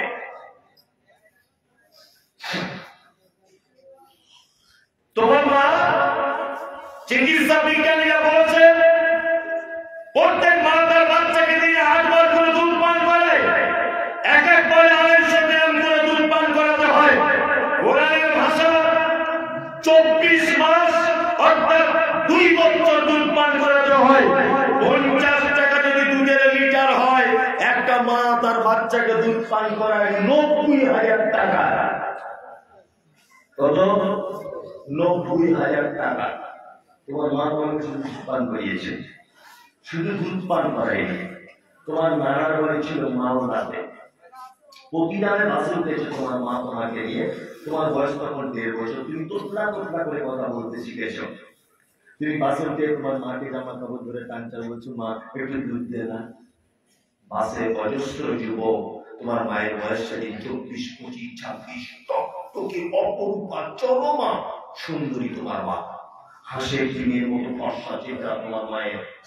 তোমার মা পাড়া গ্রামের মোল্লাজি গ্রামের মেয়ে লজ্জা করছে, বাসের ভিতরে কি করে দুধ দেবো বাচ্চাকে? তুমি যখন বারবার ব্যস্ত করেছো, তোমার মা তখন বেলাউনের বুকগুলো আস্তে আস্তে আস্তে আস্তে করে একটা একটা করে খুলে দুধের মোটাটা তোমার মুখে ধরিয়ে দিয়ে পাড়া গ্রামের মেয়ে একদিকে পেটের কাপড় ঠিক করছে, একদিকে মাথায় ঘোমটা টানছে, একদিকে এরকম করে টানছে, আর অসংখ্য যুবকেরা তোমার মায়ের দিকে ফ্যাল ফ্যাল করে তাকাচ্ছে। তোমার মা যদি সেদিন একবার যদি শুধু বলতো, দেখা তোকে দুধ দিতে পারবো না, খুব লজ্জা করছে বাসের ভিতরে, আমি মমতাজুল ইসলাম বলছি, মালদা পৌঁছানোর আগে আপনার কচি কণ্ঠনালী আটকে আপনি মারা যেতেন। যে মা পরপুরুষের সামনে, হাজারো পরপুরুষের সামনে ট্রেনে বাসে নিজের বুকের স্তন পরপুরুষের সামনে খুলতে লজ্জা করেনি, সায়া ব্লাউজ সব খুলে উলঙ্গ হয়ে পরপুরুষ ডাক্তারের কাছে শুতে লজ্জা করেনি, তোমাকে ডেলিভারি করানোর জন্য একে তুমি বাড়ি সিস্টেমে খেতে দাও। তোমার আব্বা মানে কে জানো? জানা নেই তোমার আব্বা মানে কে? তোমার আব্বা মানে ওই পুরুষ মানুষটা তুমি ঈদের দিনে ভালো জামা পরবে বলে পৌষ মাসের কনকনে শীতে ফটিকদের পুকুরে নেমে রাত 2টোর সময় মাছ ধরা কাজ করে, টোটো গাড়ি চালিয়ে প্রতিগ্রামে গিয়ে বসে থাকে, নাইট কোচ বাস থেকে যদি একটা প্যাসেঞ্জার নামে তার বাড়িতে পৌঁছে 100 টাকা পাবে, তোমার স্কুলের ফিস জমা দেবে। এটা তোমার আব্বা। কোরআন কি বলছে? কোরআন বলছে ইয়াসালুনাকা মাযা ইউনফিকুন কুল মা আনফাকতুম মিন খাইরিন ফালিল-ওয়ালিদাইন ওয়াল আকরাবিন ওয়াল ইয়াতামা ওয়াল মাসাকিন ওয়া বানিস সাবিল ওয়া মা তাফআলু মিন খাইরিন ফাইন্নাল্লাহা বিহি আলিম। আল্লাহ নবীকে জিজ্ঞাসা করার জন্য কি আপনি বলুন সারা পৃথিবীতে যত দান করার জায়গা, উত্তম দান করার জায়গা কোনটা? তখন আল্লাহ কোরআন দিয়ে বলছে, আপনি প্রশ্নকারীদের বলুন, কুল আপনি বলুন, মা আনফাকতুম মিন খাইরিন ফালিল-ওয়ালিদাইন, সন্তান তার বাপ মায়ের জন্য যেটা খরচা করে পৃথিবীতে এর থেকে উত্তম দান আর কোন দান নেই। উত্তম খরচার জায়গার কোন খরচার জায়গা নেই। ঈদগাহে 10 টাকা দান করেছেন, 10টা নেকি। ওই 10 টাকার বাড়ি যাওয়ার সময় আপনার মায়ের জন্য একটা দাঁতন কিনে নিয়ে যান, 10 লক্ষ নেকি। কোথায় জান্নাত খুঁজছেন আপনি? কোথায়? বাড়িতে জান্নাত আছে। এখানে যারা বসে আছেন আপনাদের কাছে অনুরোধ, 5000 করে 5 জন বলুন যে আমি আমার মায়ের 90,000 টাকা দুধ খেয়েছি, আমার মায়ের জন্য আর আব্বার জন্য আমি 5000 টাকা আজকে ঈদগাহে দান করলাম। 5 জন বলুন, একজন কেউ উঠবেন না, দয়া করে অনুরোধ আপনাকে উঠবেন না। আমি বলেছি 12টায় ছাড়বো, আর মাত্র 15 মিনিট বাকি 12টা বাজতে।